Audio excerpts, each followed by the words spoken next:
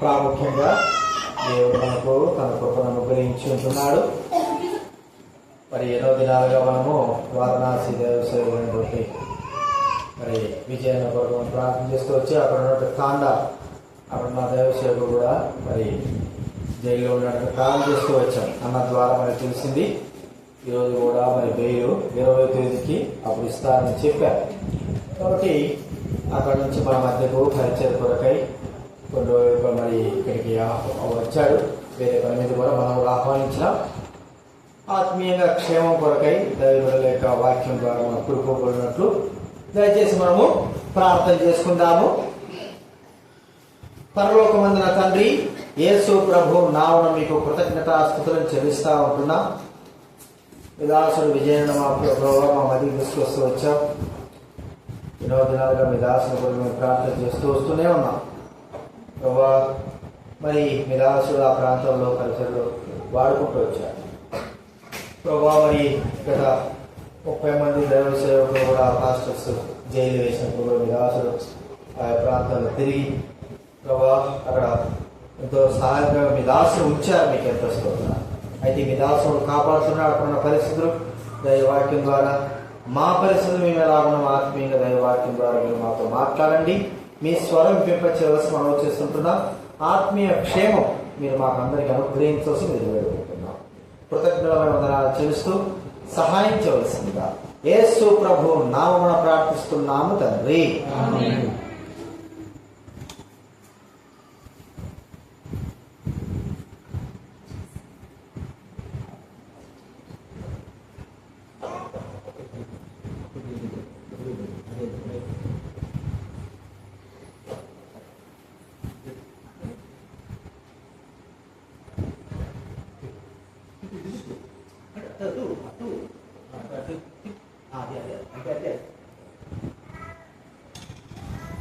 అందరికీ ప్రైజ్లో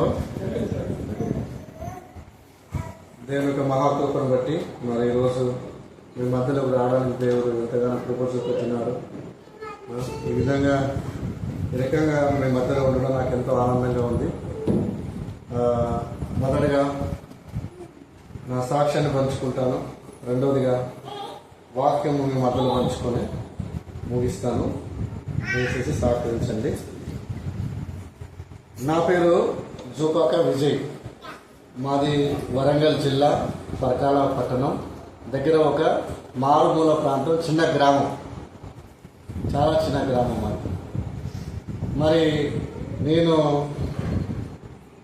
అంటే 15-16 సంవత్సరాల వయసులోనే నేను చిన్నప్పటి నుంచి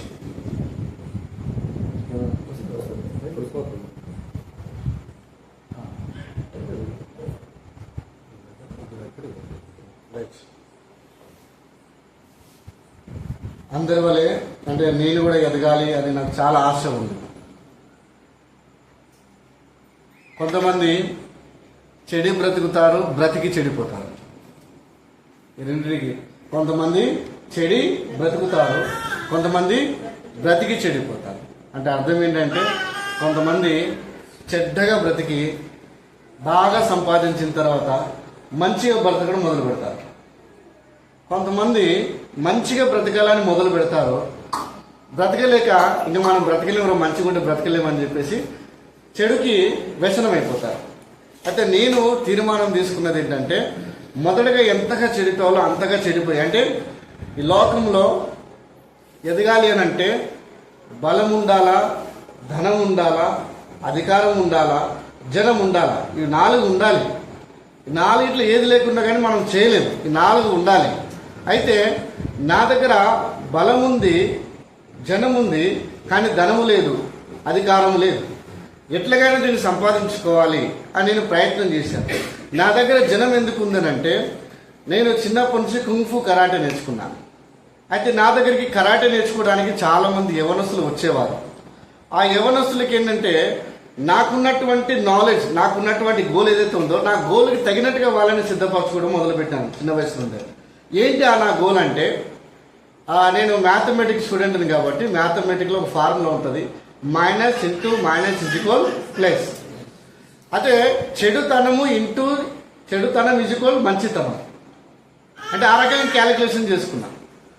ఎవరైతే దోచుకుంటారో, ఎవరైతే దోపిడీ చేస్తారో అది నేను దోచుకోవాలి మరలా అని చెప్పేసి మొదటగా నేను ఏం చేశానంటే, పరకాల్లో ఒక పెద్ద రౌడీ సిటర్ జాన్ అని చెప్పేసి ఒక అతను ఉండేవాడు. వాడు ఆటోలు దొంగతనం చేసుకొస్తాడు. నా ఆటోలు ఎక్కడ పెడితే వాడేవాడు దొంగతనం చేస్తాడు అని చెప్పేసి అక్కడ పడితే అక్కడ పెట్టేవాడు. అతని ఆటోలు నేను దొంగతనం చేసేవాడు.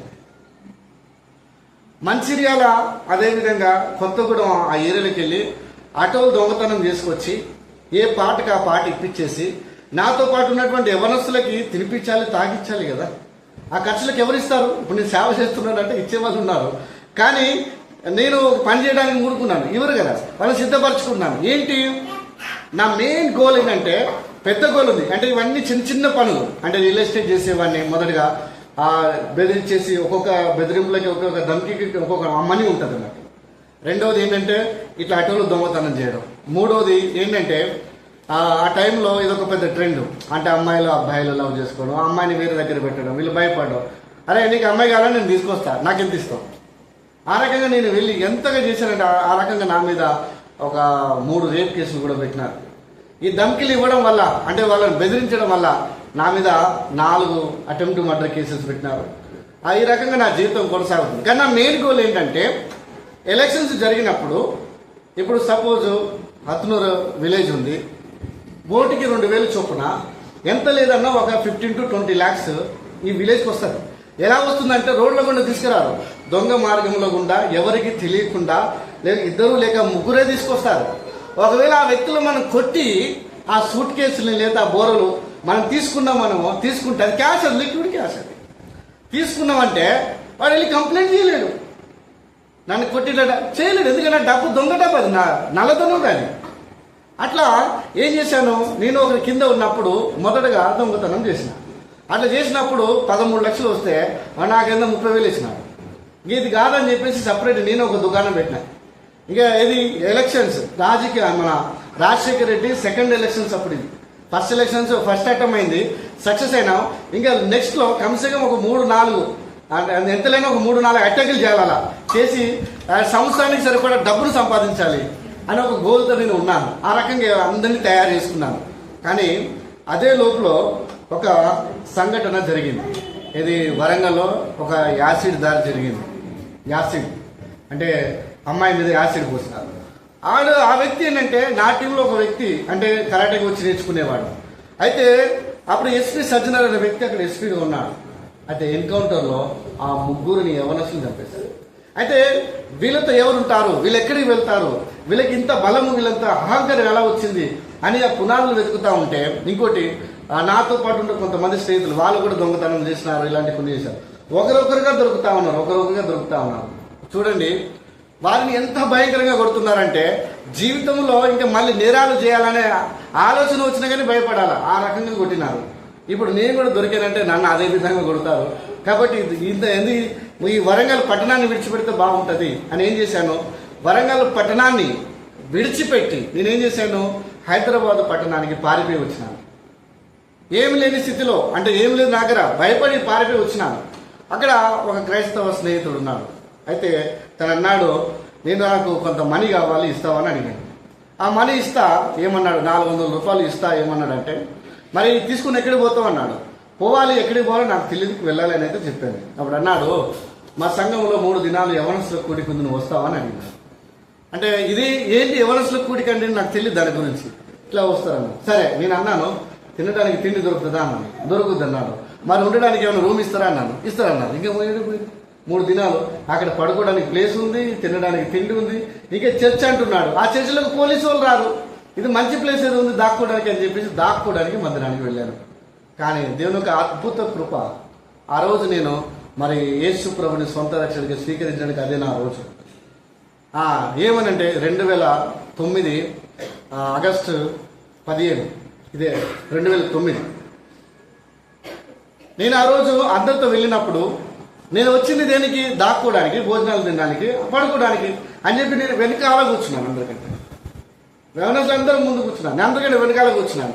సరే దేవుణ్ణి ఆరాధిద్దాము, అందరు నిలబడి పాట పాడుతూ దేవుణ్ణి ఆరాధిద్దాం, నిలబడండి అని చెప్పేసి పాట పాడదాం అని చెప్పేసి అన్నారు. సరే నేను యేసుప్రభు ఆయన ఎవరో నాకు తెలియదు, నేనెందుకు లేస్తాను అని చెప్పేసి నేను అలాగే భీష్మించుకుని కూర్చున్న తర్వాత సేవకుడు అనౌన్స్మెంట్ చేశాడు. మనం అందరం కళ్ళు మూసుకొని ఆరాధిస్తుండగా మరి కొంతమంది దొంగలు మన మధ్యలోనే ఉన్నారు, మన మొబైల్ దొంగతనం చేస్తూ ఉన్నారు. లాస్ట్ టైం అలా జరిగింది, మరి ఈసారి కూడా అలా జరగకుండా జాగ్రత్త పడండి మీ వస్తువుల విషయంలో ఆన్సర్గా మాట నాకు దాకింది, నా హృదయం దాకింది. ఇప్పుడు నేను కనుక కళ్ళు మూసుకోకుండా నేను ఇట్లా అటు ఇటు నేను దిక్కులు చూశాను అనుకో, కొత్తకు పోతే ఎట్లా చూస్తాం మనం, అంత పిత్రి చూస్తాం. అలా చూస్తే వీళ్ళు నన్నే దొంగ అనుకుంటారేమో అని చెప్పేసి నేనేం చేశాను, వెంబడే నిలబడ్డాను. ఇక వాళ్ళు ఎలా చేస్తే నేను అలా యాక్టింగ్ చేస్తా వచ్చిన. ఇట్లా కాదు అందరు అంటే కళ్ళు మూడే నాకు ఎప్పుడు అలవాట్లేదు. వీళ్ళు కళ్ళు మూస్తా ఉన్నారు, కళ్ళు ముయ్యలేకపోతున్నా, ఇట్లా తెరుస్తా ఉన్నాను, ఇట్లా తెరిచి చూస్తా ఉన్నాను. ఒక వ్యక్తి నన్ను ఇలా చూశాడు, అరే నన్ను చూస్తా ఉన్నాను, కళ్ళు గట్టిగా మూసుకున్న తర్వాత ఇక వాళ్ళు ఈ అల్లరంతా ఆపేంత వరకు ఇక నీ కళ్ళు తెరవను అంటే నాకు అది అల్లరి. ఆ టైంలో ఇట్లనే ఇక కళ్ళు మూసుకుని ఉన్నాను. కానీ తర్వాత ఏం జరిగిందో తెలియదు, కానీ నేను మోకాళ్ళ మీదకి వచ్చినాను, బాగా ఏడ్చినాను. కానీ ఏంటంటే ఏం జరిగిందో నాకు తెలీదు, కానీ ఏడ్చాను. నా హృదయంలో ఉన్న భయాలు బాధలన్నీ వెళ్ళిపోయినాయి, నా హృదయం తేలికైపోయింది. కానీ బాగా ఏడ్చాను. అయితే ఆ మధ్యాహ్నం భోజనానికి వెళ్ళిన తర్వాత నా పక్కనున్న వ్యక్తి అన్నాడు, నువ్వు ఇన్ని పాపాలు నేరాలు చేసినావా అని చెప్పేసి అంటే, నువ్వెవరో నాకు తెలీదు, నా గురించి నీకెట్టో తెలుసు అని నేను అన్నాడు. మేము ప్రభుని ఆరాధిస్తుండగా అంటే మీ ఆరాధనలో వెళ్ళినప్పుడు నువ్వేంటంటే నీ పాపాలన్నీ ఒప్పుకుంటా ఉంటే నేను విన్నాను అని అన్నాడు. నాకు ఒక పెద్ద ఆశ్చర్యం. అంటే నేను ఏడ్చాను, నా హృదయం తేలికైంది, నా భయాలన్నీ పోయి ఏదో జరిగిందని ఉంది, కానీ ఏం జరిగిందో నాకు తెలీదు. ఆ వ్యక్తి చెప్తా ఉంటే నేను ఆశ్చర్యపోతా ఉన్నాను. నా పాపాలు నేను ఎలా ఒప్పుకోగలిగినాను అని చెప్పేసి నేను ఆశ్చర్యపోతున్నప్పుడు ఆ వ్యక్తి బైబిల్లో ఒక్కొక్క మాట తీసుకొని చెప్తా ఉన్నాడు. ఇది యోహాను సువార్త 16-17 అధ్యాయం అంతా చూపెడుతూ పరిశుద్ధాత్మ మీ మీదకి వచ్చినప్పుడు లోకముల గురించి, పాపముల గురించి, నీతిని గురించి ఒప్పింపజేస్తాడు. నాకు తెలియకుండా నా ఆత్మ నేను పొందుకొని నాలో ఉన్న పాపాలన్నీ ఒప్పుకున్నాను. తర్వాత చెప్తా పోయినాడు. తర్వాత నేను వాక్యం వింటా ఉంటే నేను ఎప్పుడు వాక్యం వినలేదు, ఎప్పుడు చర్చిలో కూర్చోలేదు. కానీ ఆ 3 దినాలు నేను ఎలా కూర్చున్నానో తెలియదు, కానీ ఆ వాక్యము నాతోటే మాట్లాడుతుంది, నా హృదయానికి వచ్చేస్తుంది, నా హృదయంలో ఉన్న పాపాన్ని అంతా బయటికి తీస్తుంది. అది తాకినప్పుడల్లా మళ్ళీ ఏడుస్తున్నాను. ఆ 3 దినాలు ఎలా గడిచినో తెలియదు, కానీ మరి అద్భుతంగా దేవుని యొక్క వాక్యాన్ని అర్థం చేసుకునే వరాన్ని దేవుడు ఆ దినాన్ని ఇచ్చినాడు. ఆ దినం తర్వాత యేసు ప్రభుని తెలుసుకోవాలని ఆశ ఇంకా ఎక్కువ నాలో అయిపోయింది. వెంటనే ఆ 3 దినాలు అయిపోయిన తర్వాత నాకు బైబిల్ కావాలన్నాను. అయితే ఈ బైబిల్ చదవడానికి ఎన్ని దినాలు పడుతుంది అన్నాడు. అంటే కనీసం ఒక 10 రోజులు పడుతుంది అన్నాడు. అయితే ఈ బైబిల్ అంతా చదవాలి అంటే కొత్త నిబంధన ఇచ్చినాడు, నాకు 10 రోజులు పడుతుంది అని అన్నాడు. అది నీ ఇంట్రెస్ట్ అన్నాడు. అయితే నాకు ఒక 1 వారం రోజులు నీ దగ్గర ఉండడానికి అవకాశం ఇస్తావా, నేను ఈ బైబిల్ అంతా చదవాలనుకుంటున్నానని నేను తీర్మానం తీసుకున్నాను. 1 వారం రోజులు నీళ్లు తాగకుండా, ఏది అన్నం తినకుండా కేవలం వాక్యాన్ని చదువుతానే ఉన్నాను. ఆ వాక్య ప్రత్యక్షను పొందుతా వచ్చినాను. నిజంగా దేవుడు నాలో గొప్ప మార్పును తీసుకొచ్చినాడు. ఆ దినము ప్రభుతో ఒకే ఒక మాట నేను ప్రార్థన చేసినాను. అంటే తెలియని మాటలతో ప్రభుతో నేను ప్రార్థన, ప్రభా నా మీద 4 అటెంప్ట్ మర్డర్ కేసెస్ ఉన్నాయి, 3 రేప్ కేసెస్ ఉన్నాయి ప్రభా. మరి చాలా మంది కంప్లైంట్స్ ఇచ్చినారు నా మీద, ఫోన్ వచ్చింది, నేను వెళ్ళాలి, ఎట్లా ప్రభా అని చెప్పేసి నేను ప్రార్థన చేస్తూ ఉన్నప్పుడు మరి దేవుడు అద్భుతంగా, ప్రభా నాకు ఈ కేసు నుంచి నన్ను విడిపిస్తే ఆ జీవితాంతము నీ పేరు చెప్పుకొని నువ్వు అంటే నీ సత్యాన్ని, ఏ సత్యమైతే నాకు బయలుపరిచినావో ఆ సత్యాన్ని నేను చెప్తూ నీ కొరకు నేను జీవిస్తాను ప్రభా అని చెప్పి ప్రభుతో ప్రార్థన చేసినప్పుడు అద్భుతంగా దేవుడు ప్రార్థన విన్నాడు. నా మీద ఉన్నటువంటి కంప్లైంట్స్ అన్నీ మళ్ళీ బ్యాక్ వెళ్ళిపోయినాయి. అద్భుతంగా దేవుడు ఆ కేసెస్ అన్ని నుంచి దేవుడు నన్ను రక్షించినాడు. తర్వాత ఎన్నో ప్రభు నమ్మిన కొత్తలో ఎన్నో ఆటంకాలు వచ్చినాయి. నేను 5.5 సంవత్సరాలు నేను ఇంటికి పోలేదు. 5.5 సంవత్సరాల తర్వాత నేను ఇంటికి వెళ్ళడం జరిగింది. చాలా మంది అనుకున్నారు, మా అమ్మ నాన్న అందరూ చనిపోయినాడో ఉన్నాడో లేడో అన్నట్టుగా వాళ్ళు అనుకున్నారు. కానీ నాకున్నాళ్ళ భయం ఏంటంటే నేను ప్రభుని నమ్మినాను. ఒకవేళ నేను వెళ్ళిపోతే నా ఫ్రెండ్స్ అందరూ కలిసి మళ్ళీ నన్ను మార్చేస్తారేమో, ఈ లోకం నన్ను మార్చేస్తుందేమో. నా ఆత్మ నాకు చెప్పేంత వరకు ఎస్ నువ్వు బలవంతుడివి, అంటే నేను విశ్వాసంలో బలవంతుడయ్యేంత వరకు నేను వెళ్ళడానికి తీర్మానం తీసుకొని ఉన్నాను. కానీ దేవుడు అద్భుతంగా తన సేవలో తీసుకెళ్తా వచ్చినాడు. అయితే నాది బీటెక్ థర్డ్ ఇయర్ చదువుతూ ఉండగా ఆ టైంలో నేను చదువుతూ ఉన్నాను. అయితే నాకు ఎగ్జామ్ ఫీజు కట్టడానికి నా దగ్గర డబ్బులు లేవు, జేఎన్టీ ఫీజు కట్టడానికి. ప్రభా మరి నేను అందరిని అడిగాను, కొంతమంది బిలీవర్స్ కూడా అడిగినారు, వాళ్ళు కూడా లేవని చెప్పేసాను. అట్లా ఉందన్న ప్రార్థన చేయండి అన్నాను. ఎవరు కూడా స్పందించలేదు. ఇంట్లో కూడా అడిగినాను, ఎగ్జామ్ ఫీజు కట్టాలి, ఇక వాళ్ళు కూడా ఏంటంటే కట్టలేదు. మరి ఏం చేయాలి, ఎగ్జామ్ ఫీజు కట్టలేదు. అట్లా ఆ రకంగా నేను ఏంటంటే కాలేజీని విడిచిపెట్టడం జరిగింది. ఇప్పటి వరకు సర్టిఫికేట్స్ కూడా అదే కాలేజీలో ఉన్నవి, Malakpet Nizam Nawab institute of technology, IT తీసుకున్నాను. అట్లా ప్రభు నేను ఏం చేయాలి ప్రభు, నీ చిత్తమైతే నేను చదువుతున్నా అని ప్రార్థన చేసుకున్నప్పుడు, ప్రభు నీ సేవ చేయాలంటే ప్రభు నాకు ఏ దగ్గర బుద్ధి లేదు, నాకు జ్ఞానం లేదు, అంత తెలివి లేదని ప్రార్థన చేస్తూ ఉన్నప్పుడు ఇచ్చుకుంటూ దేవుడు మొదటి కొరింథీయులకు రాసిన పత్రిక 1వ అధ్యాయం 26, 27, 28 వచనాల ద్వారా దేవుడు మాట్లాడాడు. ఏమనంటే, సహోదరులారా మీ పిలుపును మీరు చూడుడి, బలవంతులను సిగ్గుపరచడానికి బలహీనులను దేవుడు ఎంచుకున్నాడు. అదేవిధంగా జ్ఞానులను సిగ్గుపరచడానికి దేవుడు అజ్ఞానులను ఎంచుకున్నాడు. ఎన్నికైన వారిని సిగ్గుపరచడానికి ఎన్నిక లేని వారిని దేవుడు ఏర్పరచుకున్నాడు. అంటే ఏ శరీరం కూడా దేవుని ఎదుట అతిశయత్వం ఉన్నట్లు దేవుడు నీచులని తృణీకరింపబడిన వారిని దేవుడు ఏర్పరచుకున్నాడు. ఆ వాక్యాన్ని బట్టి ఎంతగానో బలం తెచ్చుకొని మరి నేను తరఫిదిలో వచ్చాను. ఆ మాట నేను పెద్దలకు చెప్పడము, అదేవిధంగా సేవకులు చెప్పడము, తర్వాత నేను తరఫిదిలోకి రావడము, అట్లా దేవుడు నన్ను నడిపిస్తూ వచ్చినాడు. దేవుడికి మహిమ కలుగును గాక. అయితే నేను మరి హెబ్రోన్లో ఉన్నప్పుడు ప్రార్థన చేసుకుంటా వచ్చినాను. ఎక్కడికి వెళ్ళాలి అని చెప్పేసి అన్నప్పుడు ద్వితీయోపదేశ కాండం 2వ అధ్యాయం 2వ వచనం ద్వారా దేవుడు మాట్లాడుతూ వచ్చినాడు. ఏమన్నా అంటే, ఈ మన్నెపు చుట్టూ తిరిగినది చాలుగా ఉత్తర దిక్కుము తిరిగి. అంటే హైదరాబాద్ చుట్టూ తిరిగినది చాలు, హెబ్రోన్ చుట్టూ తిరిగిన చాలుగా నువ్వు ఉత్తర దిక్కు తిరుగు అని ప్రభు స్పష్టంగా మాట్లాడినాడు. ఎక్కడికి వెళ్ళాలి ప్రభా అని ప్రార్థన చేస్తుండగా మరి కొంతమంది మన హెబ్రోన్ సేవకులు మియాపూర్లో కలిసి అందరు ఏంటంటే ప్రార్థన చేస్తూ ఉంటారు నార్త్ ఇండియా కొరకు. అక్కడికి నన్ను కూడా ఆహ్వానించారు, నేను కూడా వెళ్ళాను. అయితే వెళ్ళినప్పుడు ఏంటంటే అన్న కాలేబన్న ద్వారా వారణాసి గురించి వినడం జరిగింది. అయితే నేను వెళ్ళి అన్నకి చెప్పాను, అన్న మరి అన్ని ప్లేసుల గురించి వింటూ వచ్చినాను, కానీ వారణాసి గురించి దేవుడు నాకు ఎంతో భారాన్ని ఇస్తున్నాడు, నేను అక్కడికి వెళ్ళాలి అని నేను అన్నప్పుడు అన్న కూడా అన్నాడు, నీ సాక్ష్యం విన్నప్పుడు నీలాంటి వాళ్ళే వారణాసి వెళ్తే బాగుంటుందని మాకు కూడా ప్రేరణ వచ్చిందని చెప్పేసి అన్నాడు. అయితే అన్న ప్రేరణ వచ్చింది నిజమే, కానీ వెంబడే వెళ్ళను నేను. ఇది నాలో నుండి వచ్చిన ప్రేరణ లేక దేవుడు ఇచ్చిన ప్రేరణ, అది నేను తెలుసుకోవాలంటే నాకు కొంత టైం ఇవ్వండి అన్న అని చెప్పేసి అడిగినాను. కనీసం 1 year అడిగినాను. అయితే మళ్ళీ 1.5 year నేను ఏంటంటే ఇక్కడ రేవత్తు ప్రార్థన మందిరం సోమాజిగూడలో ఉండడం జరిగింది. అయితే దాని తర్వాత దేవుడు నా హృదయంలో ఎంతో భారం ఇస్తూ వచ్చినాడు. ఆ భారాన్ని తట్టుకోలేకపోయినాను. అన్ని సేవలో ఉన్నాను, చేస్తూ ఉన్నాను, కానీ నెమ్మది లేదు, మనశ్శాంతి లేదు. మరి ప్రార్థన చేసుకొని నేను సంఘ పెద్దలు చెప్పడం జరిగింది. లేదు వాళ్ళు ఏంటంటే వేరే ప్లేస్కి పంపించాలనుకున్నారు, అమృత్సర్. కానీ ప్రార్థన చేస్తూ వచ్చినాను. వాళ్ళు కూడా ఏంటంటే మరి దేవుడు పిలుచుకుంటే నువ్వు వెళ్ళొచ్చు అని చెప్పేసి వాళ్ళు కూడా అనడం జరిగింది. అట్లా నేను ఏంటంటే ఎలాగైతే నేను రేపటికి వెళ్ళాను అలాగే మళ్ళీ బయటికి రావడం జరిగింది. తర్వాత మరి నేను వారణాసికి పరిచయకుడికి వెళ్ళాను, విశ్వాసంతో వెళ్ళాము. ఈవెన్ కాలేబన్న కూడా చెప్పిన మాట ఏంటంటే, సహోదరా నిజంగా దేవుడు నిన్ను పిలుచుకుంటే నువ్వు వెళ్ళు, మా మట్టుకు దేవుడు మాకేమైనా ఇస్తే నీకు చేయగలుగుతాం, అంతేగాని మా వైపు నువ్వు చూడకూడదు, నీ పరిచయం నువ్వు చేసుకో, మా పైన చూడదని చెప్పి క్లియర్గా చెప్పినారు. ఎందుకంటే దేవుడు ఏదైనా మాకు ఇస్తే మిమ్మల్ని జ్ఞాపకం చేసుకుంటాం, ఇవ్వకపోతే మాత్రం మేము ఏం చేయలేము, దీన్ని కూడా గమనించు అని చెప్పేసి అన్నప్పుడు, అన్న నేను ఏదైనా పని చేసుకుంటానా, నేను సేవ చేసుకుంటాను, నేను మీ వైపు చూడను అని చెప్పేసి ఆ రకంగా మాట్లాడి విశ్వాసంగా వెళ్ళాను. దేవుడు అద్భుతంగా ఆ విశ్వాసాన్ని గణపరుస్తూ వచ్చినాడు. మొదటగా నేనేంటంటే అక్కడ ఎవరు విశ్వాసులు లేరు, విశ్వాసులు. ఆ సమయంలో వెళ్ళడం జరిగింది.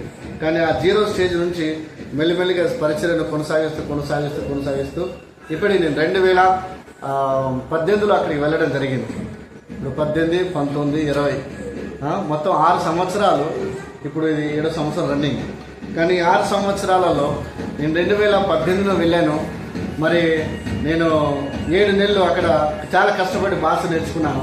2019 వచ్చింది. ఎట్లయితే 2019 వచ్చిందో కరోనా కూడా వచ్చింది. నేను ఎవరు చెప్పలేకపోయినాను. అది లాక్డౌన్ వచ్చింది, కానీ ఆ లాక్డౌన్ నాకు లక్కీ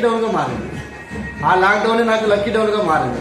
ఎందుకనగా ఏంటంటే ఆ కష్ట పరిస్థితిలో దేవుని ఒక ప్రేమను పేదవారికి చూపెట్టడానికి దేవుడు అద్భుతమైన కృపనిచ్చాడు. కేవలం 2000తో స్టార్ట్ చేయబడినటువంటి అన్నదానము లేకపోతే మన వాళ్ళకి నీడ్స్ ఏదైతే ఉందో అట్లా దేవుడు ఇంచుమించు ఆ 9 లక్షల వరకు ఖర్చు చేయడానికి దేవుడు కృప చూపెట్టాడు. అంత ఆ టైంలో అధికారులతో పరిచయం ఏర్పడము, వాళ్ళతో నేను మాట్లాడడం. లాక్డౌన్లో ఫస్ట్ ఆర్ సెకండ్లో ఏ రోజు కూడా నేను ప్రతి ఇంట్లో ఉండలేదు, ప్రతిరోజు బయటికి వెళ్ళేసి వచ్చేవాడిని. ఎందుకంటే పర్మిషన్ గవర్నమెంట్ ద్వారా పొందుకొని వెళ్ళి ఆ టైంలో కొంతమందికి పరిచయం చేయడానికి దేవుడు కృప చూపెట్టాడు. దేవుడు కృప చూపెట్టినాడు.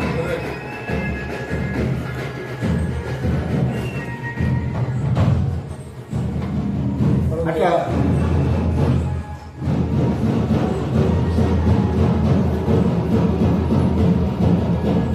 అట్లా దేవుడు కృప చూపెట్టాడు. అయితే 2020 తర్వాత ప్రారంభించిన పరిచర్య మెల్లిమెల్లిగా 10 మంది, 15 మంది, 30 మంది, 40 మంది దాకా వెళ్ళిపోయినారు. వెళ్ళిపోయిన తర్వాత రెంట్లో మేము ఉండడం, మేము ఒక దగ్గర రెంట్ తీసుకున్నాము. ఎంతమంది వస్తారంటే 10 మంది వస్తారని అన్నాము. కానీ మొదటి నెలలో 10 మంది వచ్చినారు. కానీ 2 నెలలు 15 అయినారు, 20 మంది అయినారు. ఆయన ఓనర్ అన్నాడు, చెప్పుల సైజు పెరుగుతూ ఉంది కదా, నువ్వు 10 మంది అన్నావు అని చెప్పేసి అన్నాడు. మరి నీకు చెప్పినప్పుడు 10 మంది, కానీ తర్వాత ఎక్కువ మంది వచ్చినా నేనేం చేయాలంటే రెంట్ పెంచుతామన్నాను. ఆ రెంటే పెద్ద ఎక్కువ అంటే మళ్ళీ ఇంకా రెంట్ పెంచుతామన్నాను. లేదు ఖాళీ చేస్తామన్నాం. లేదు ఖాళీ చేయదు, 3 నెలలు డబ్బులు ఇచ్చి ఖాళీ చేయాలని చెప్పి చాలా భయంకరంగా ఇబ్బంది చేశాడు. అయితే ఎలాగో ఆ 3 నెలలు ఉండలేదు. అయినా ఆ 3 నెలలు డబ్బులు ఇచ్చేసి అది ఖాళీ చేయడం జరిగింది. అట్లా ప్రతి చోట ఇబ్బంది ఎదురైంది. అయితే ప్రార్థన చేస్తూ వచ్చినాం. ఎందుకంటే ఇక్కడే ఒక 30 నుంచి 40 మంది వేరే వాళ్ళ ఇంట్లో కూడుకోవడానికి చాలా కష్టం, అక్కడ ఇంకా మరి కష్టం. అయితే దేవుడిని అడిగినాను. అప్పటికి మన దగ్గర ఒక 4 ట్రైనింగ్లో ఉన్నారు, మేమున్నాము, తన వాళ్ళు వస్తూ పోతూ ఉంటారు. కానీ ఏంటంటే మనకు ఫ్రీడమ్ లేదని చెప్పి ప్రార్థన చేశాను. ప్రభు ప్రార్థన చేసినప్పుడు అద్భుతంగా మరి దేవుడు అక్కడ ఒక ల్యాండ్ని ఇచ్చాడు. అంత 4 గుంటలు అంటారు, 4 గుంటలు ల్యాండ్ అంటే 35/150 దేవుడు ఇచ్చినాడు. మరి అందులో మందిరం కూడా కట్టడానికి దేవుడు కృప చూపెట్టినాడు. అదొక ట్రైనింగ్ సెంటర్. దేవుడు నాకు ఇచ్చినటువంటి భారం ఏంటంటే 75 జిల్లాలు ఉన్నాయి వారణాసిలో. 75 జిల్లాలలో 75 సంఘాలని ఏంటంటే గృహ సంఘాలని స్థాపించాలి. అది ప్రభు చిత్తం అయితే 2030 కల్లా, కొంచెం అటు ఇటుగా అయినా కానీ 2030 కల్లా అది కంప్లీట్ చేయాలి అనే తీర్మానం తీసుకుని ముందుకెళ్తున్నాం. దేవుడు అద్భుతంగా మరి ల్యాండ్ ఇవ్వడం, మందిరం ఇవ్వడం దేవుడు కృప చూపెట్టినాడు. ఇప్పుడు ప్రస్తుతము మన దగ్గర ఒక 7 చదువుతూ మన దగ్గర ట్రైన్ అప్ అవుతా ఉన్నారు. మొత్తం కలుపుకుంటే ఈరోజు మా కుటుంబ సభ్యుల సంఖ్య అంటే అక్కడ ఆత్మీయ కుటుంబం సంఖ్య 18 మంది. 18 మందే ఉంటున్నారు. అట్లా దేవుడు కృప చూపెట్టాడు. ఒకరిగా స్టార్ట్ మెల్లిమెల్లిగా. ఇంకా ముందు కూడా చాలా మంది యవనస్తులు మన దగ్గరికి వచ్చి నేర్చుకోవడానికి ఇష్టపడుతున్నారు. ఎందుకంటే నేను బయటికి వెళ్ళి వాక్య పరిచయం చేసినప్పుడు చాలా మంది యవనస్తులు మేము ఈ వాక్యం నేర్చుకోవాలనుకుంటాం, మేము ఎప్పుడు ఇలా వాక్యం వినలేదు, కాబట్టి మీ దగ్గరికి వచ్చి నేర్చుకోవచ్చా పాస్టర్ గారు అని చెప్పేసి అన్నప్పుడు మరి వాళ్ళ ఆశ మనం ఎందుకు కాదాలి అని చెప్పేసి నేను దాని గురించి మాట్లాడడానికి వచ్చినాను. అయితే అక్కడ యాంటీ కన్వర్షన్ బిల్లు ఇప్పుడు మళ్ళీ ఆ యాంటీ కన్వర్షన్ బిల్లు 2020లో తీసుకొచ్చినారు. ఈ 24లో ఏం చేసినారంటే యాంటీ కన్వర్షన్ బిల్లుకి కోరలు ఇచ్చినారు. అప్పుడు ఫస్ట్ కోరలు లేదు, కోరలు ఏంటి, ఎవరైనా కంప్లైంట్ ఇవ్వచ్చు. అప్పుడు ఏంటంటే కంప్లైంట్ కేవలం మత మార్పు బలవంతంగా ఎవరైతే చేయబడినారో వాళ్ళే ఇవ్వాలి కంప్లైంట్. కానీ ఇప్పుడు ఎవరైనా ఇవ్వచ్చు. ఒకవేళ దోషిగా నువ్వు అంటే తెలిసినట్లయితే 15 నుంచి 20 సంవత్సరాలు జైలు శిక్ష. రీసెంట్గా మన సహోదరుడు రాజు ఉన్నాడు, సేవకుడు తాండలు, అయోధ్య విన్నారు కదా మీరు. అక్కడి నుంచి ఒక 50 కిలోమీటర్ల దూరంలో మన సంఘం హెబ్రోన్ సంఘం ఉంది. ఇప్పుడు మన సంఘం అని అంటే కొంతమంది ఈ సంఘం ఎట్లయిపోయినారంటే జనాలు ఎంత క్లారిటీ ఇవ్వాల్సి వస్తుంది. ఇప్పుడు ఎక్కడ అదే అన్న మన సంఘం ఉంది అర్థంలో అంటాం కదా, అంటే నీ సంఘమా, నేను నీ సంఘం అని చెప్పుకుంటున్నాను. అంటే అట్లా అయిపోయినారు. ఇప్పుడు సేవ ఏం చేద్దాం అన్న, అందుకనే ఇవన్నీ చెప్పాల్సి వస్తుంది. మన హెబ్రోన్ సంఘము మళ్ళా సరే. ఆయన రాజు ఉన్నాడు అక్కడ. తను ఏం చేశాడంటే 7 నెలల నుండి మందిరము మూయబడి ఉంది. అయితే మూయబడినటువంటి సంఘాన్ని ఎలాగైనా తెరవాలి అని అన్నప్పుడు ఏంటంటే వారు పర్మిషన్ కొరకు కలెక్టర్ దగ్గరికి వెళ్ళారు. అయితే కలెక్టర్ దగ్గరికి ఏంటంటే అప్లికేషన్ ఇచ్చినారు. అయ్యా మాకు ఇట్లా మేము ఎవరిని బలవంతం చేయలేదు, వారే స్వచ్ఛందంగా వస్తున్నారు, వాళ్ళన్నీ రాసి ఇచ్చారు. ఇచ్చిన తర్వాత ఒక దినం నాకు కలెక్టర్ గారు పిలుచుకున్నాడు, రా నీకు పర్మిషన్ ఇస్తా అని. వీళ్ళు సంతోషంగా వెళ్ళిన పర్మిషన్ ఇస్తారని చెప్పేసి నానా బూతులు తిట్టేసి వాళ్ళని భయంకరంగా తిట్టేసి ఏం చేసినాడు, పోలీసు వాళ్ళకు ఫోన్ చేసి పిలిపించి ఇద్దరిని లోపల ఇచ్చేసాడు జైలు. అయితే వాళ్ళ మీద మరి ఏ నేరం ఊపబడిందని అంటే, ఇంకొక వ్యక్తి వచ్చినాడు. పేడ్ క్యారెక్టర్స్ ఉంటారు కదా వీళ్ళ దగ్గర, పేడ్ క్యారెక్టర్స్ ఉంటారు. ఒక వ్యక్తి వచ్చాడు, అలోక్ చౌరస్తాడు. ఆ బజరంగ్ దళ్ నేత ఏం చేసినాడు, ఈ కలెక్టర్ కూడా బజరంగ్ దళ్ చెందిన వ్యక్తి. అయితే ఏం చేశాడు, అలోక్ చౌరస్తాడు, నేను మార్గం గుండా వెళ్తా ఉంటే నన్ను నా వెహికల్ వీళ్ళు ఆపి నాకు 10,000 రూపాయలు చూపెట్టి ఆశ చూపెట్టేసి, అదేవిధంగా బంగారు గొలుసు లాకెట్ అది ఆశ చూపెట్టేసి, ఇది నువ్వు ప్రస్తుతం తీసుకో, అదేవిధంగా నీకు జాబ్ ఇస్తాము, ఇల్లు కట్టిస్తాము, యేసు ప్రభుని నమ్ముకో అని చెప్పేసి వీళ్ళు నన్ను బలవంతం చేయడం మొదలుపెట్టినారు. అయితే నేను భయంతో పారిపోయి నేను స్టేషన్కి వెళ్ళి మరి పోలీసు వారిని ఆశ్రయించినప్పుడు పోలీసు వారు వీరొక మోసం నుండి నన్ను రక్షించాలని అక్కడ ఎఫ్ఐఆర్ రాసినారు. ఆ ఎఫ్ఐఆర్లో మ్యాటర్. ఇప్పుడు వాళ్ళు ఏ నేరం చేయలేదు, అన్యాయంగా ఇప్పుడు 20 రోజుల నుంచి వారు జైల్లో ఉంటున్నారు. ఏం నేరం చేయలేదు. వారి పరిస్థితి కాదు, అట్లా కొన్ని వేల మంది పరిస్థితి అలా ఉంది. నిందలు, అక్రమమైన కేసులు వేసినారు. ఇప్పుడు నేనేం చేశాను, ఏం చేశానంటే నువ్వు ఏం చేయలేదు, అందుకనే లోపల పెట్టాను, నువ్వు చేస్తే మంచిది. ఆ కేసు చూసినటువంటి మహిళా జడ్జి నవ్వింది. ఏంది కేసు? ఇప్పుడు చూడండి ఒక మాట. ఇప్పుడు ఈయన ఉన్నాడు, నేను వచ్చాను మతం మార్చుకుని వచ్చాను, ఆయన మార్చుకున్నాడు. ఇప్పుడు ఆయన అంటే నా వ్యక్తిగతంగా నేను వాక్యం నేను మార్చుకున్నాను, మనసు మార్చుకున్నాను, మొత్తం కాదని ఆయన సాక్షి చెప్పినాడు. అదే నేను చెప్పినాను. ఇప్పుడు ఈయనకు లేనిది, నాకు లేనిది పక్కడికి ఎందుకు ఇబ్బంది? ఇప్పుడు పక్కన వచ్చినాడు, లేదు ఈయన మనసు మార్చుకోలేదు, డబ్బులు ఇచ్చి మార్చినారు. అరే లేదు నాయన అంటే లేదు నేను నాకు తెలుసు, ఒక 3-4 వచ్చేస్తారు, నిజమే లేదు పట్టు, ఇద్దరిని తీసుకెళ్ళి ఒప్పేస్తారు. ఇప్పుడు ఈయనకు లేని ఇబ్బంది, నాకు లేని ఇబ్బంది అంటే అట్లా వెతికి ఇప్పుడు ఆ యొక్క కానూన్ కూడా అంటే ఆ చట్టం కూడా కేవలము యేసు ప్రభు నమ్ముకున్న వారి కొరకు. ఇప్పుడు రాజ్యాంగం ప్రకారం ఏంటంటే రాజ్యాంగాన్ని వీళ్ళు మార్చలేరు. దీనికంటే మంచిది స్టేట్లను ఒక చట్టాన్ని చేయవచ్చు కదా అని కేవలము క్రైస్తవుల కొరకు ఆ చట్టాన్ని చేసి ఇప్పుడు చూడండి పెద్ద చర్చెస్ ఉన్నాయి, 7,000 మంది 8,000 మంది చర్చెస్.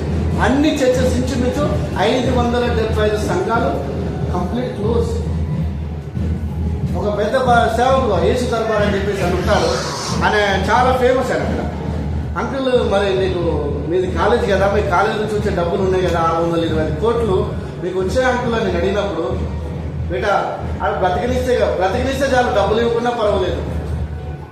ఈరోజు చాలా మంది క్రైస్తవులు తీసుకుంటే ఆస్తులు తీసుకుంటే ఏమో బ్రతికినిచ్చండి అంటున్నారు అక్కడ. ఆయన వారు మనల్ని విడిచిపెట్టట్లేదు. అంటే ఒకరి వెంబడి నా దగ్గర రాలేదంటే నా దగ్గర కూడా వచ్చినాయి. కానీ నేను ఇప్పుడు ఏంటంటే అక్కడ ఒక సేవకుడిగా లేను.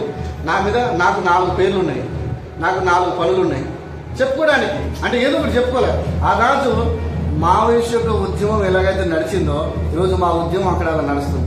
అక్కడ క్రైస్తవులు అంటే దేశద్రోహులు, అక్కడ క్రైస్తవులు అంటే దేశాన్ని వీళ్ళు నాశనం చేయడానికే పుట్టినారు. వీళ్ళకి ఏంటంటే బయట నుంచి చాలా డబ్బులు వస్తాయి, ఆ డబ్బులు తీసుకుని వీళ్ళు మతం మార్చుకున్నారు అనే ఒక భయంకరమైన ఒక విష ప్రచారము మనుషులకు హృదయంలో నాటబడి మొక్కై చెట్టై ఉంది. అది నా మాట అర్థమైందమ్మా? ఆ రకంగా ఉంది ఇప్పుడు పరిస్థితి అక్కడ. కానీ అద్భుతంగా దేవుడు ఏంటంటే ఎట్లాగైనా ఆ పరిచర్యని కొనసాగించాలి అని చెప్పేసి నేను వచ్చాను. ఈసారి వచ్చి ఏం చేశానంటే, లేదు ఇప్పుడు చాలా మంది అక్కడ ఇండిపెండెంట్గా చేసుకునే సేవకులు కానీ మన దగ్గరికి వస్తారు, మన ఆశ్రయం తీసుకుంటారు. చాలా మంది సేవకులను విడిపించిన సందర్భాలు ఉన్నాయి.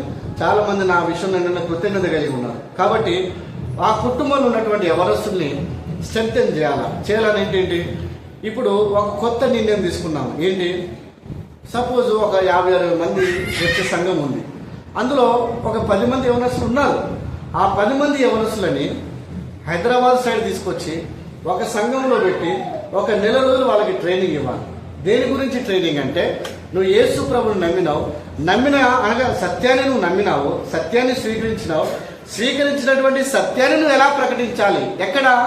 బజార్లో కాదు, రోడ్డు మీద కాదు, ఆఫీసులలో కాదు, ఎక్కడ? నీ కుటుంబంలో. నీ కుటుంబంలోనే నువ్వు చేయాలి. అయితే అందులో నువ్వు ఈజీగా 100 మంది దాకా ఈజీగా వెళ్తారు. ఆ 100 మందిలో 20 కుటుంబాల ప్రభువు నమ్మిన సంతోషం. ఆ 20 కుటుంబాలు మళ్ళీ ఎవరైతే ఉన్నారో వారిని మనం లేపి అట్లా నీవు నీ ఇంటి వారు మధ్యలో పరిచర్య చేయడము. అంటే ఆ పరిచర్యని ప్రారంభించాలనే ఉద్దేశంతో నేను ఇక్కడికి రావడం జరిగింది. అంటే దాని గురించి మాట్లాడాలి, కొంతమందితో మాట్లాడి కనీసం ఒక 10 సెంటర్లను ఏర్పాటు చేసి, ఇక్కడ హైదరాబాద్ సరౌండింగ్లో ఒక 10 సెంటర్లను ఏర్పాటు చేసి అట్లా ప్రభు చిత్తం అయితే 2 నెలలకు ఒకసారి 10 మంది చొప్పున 100 మంది యవనస్తులని పంపించేసి, అంటే ఒక సంఘము ఒక 10 మందిని చూసుకొని ఆ నెల్లూరు ట్రైనింగ్ ఇచ్చే విధంగా ఆ టీచర్స్ని కూడా మన వాళ్ళు కొంతమందిని అరేంజ్ చేయడానికి ఆ రకంగా ఆ ఉద్దేశంతో నేను ఇక్కడ రావడం జరిగింది. దయచేసి ప్రార్థన చేయండి. అయితే శత్రువు ఎన్ని పెద్ద పన్నాగాలు వేసినా దేవుని పని ఆగదు. ఎంతమందిని బందీ గృహంలో వేసినా దేవుని వాక్యము బందీ ఉండడం అసాధ్యం. నా నోరు మూస్తే 100 నోర్లు తెరుస్తాయి. నన్ను కనుక లోపలేస్తే నా వెనకాల కొన్ని వేల మంది, నేను అంటే 10,000 మంది పైన ప్రార్థన చేస్తూ ఉన్నారు. వాళ్ళు తీర్మానం చేసుకుని దాంట్లో 10 మంది వచ్చినా సరిపోతుంది.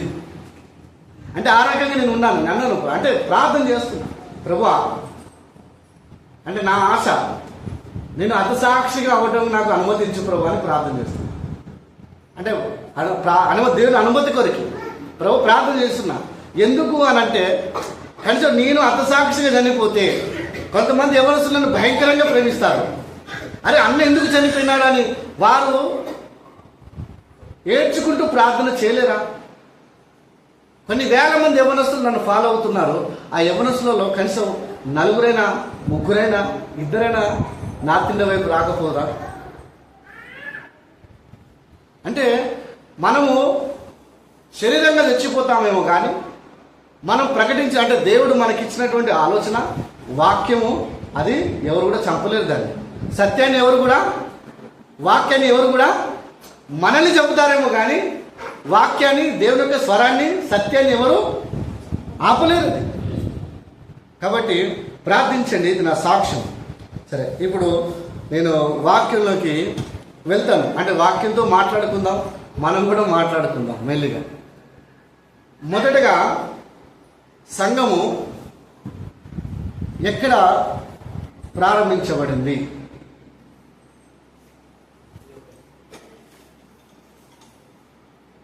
అర్థమవుతుందమ్మా?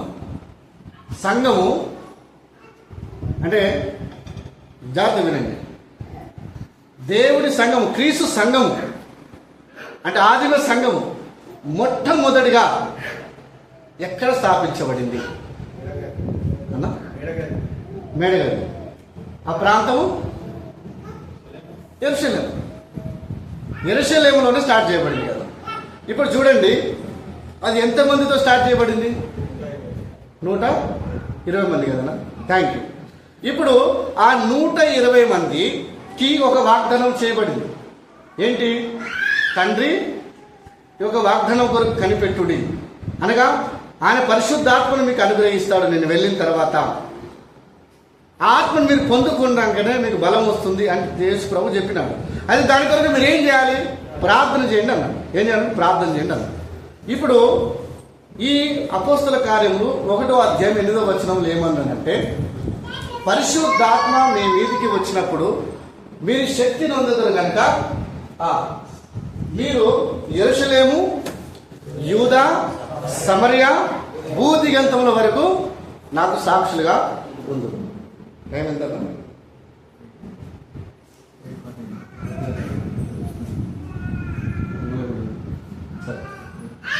జాగ్రత్త.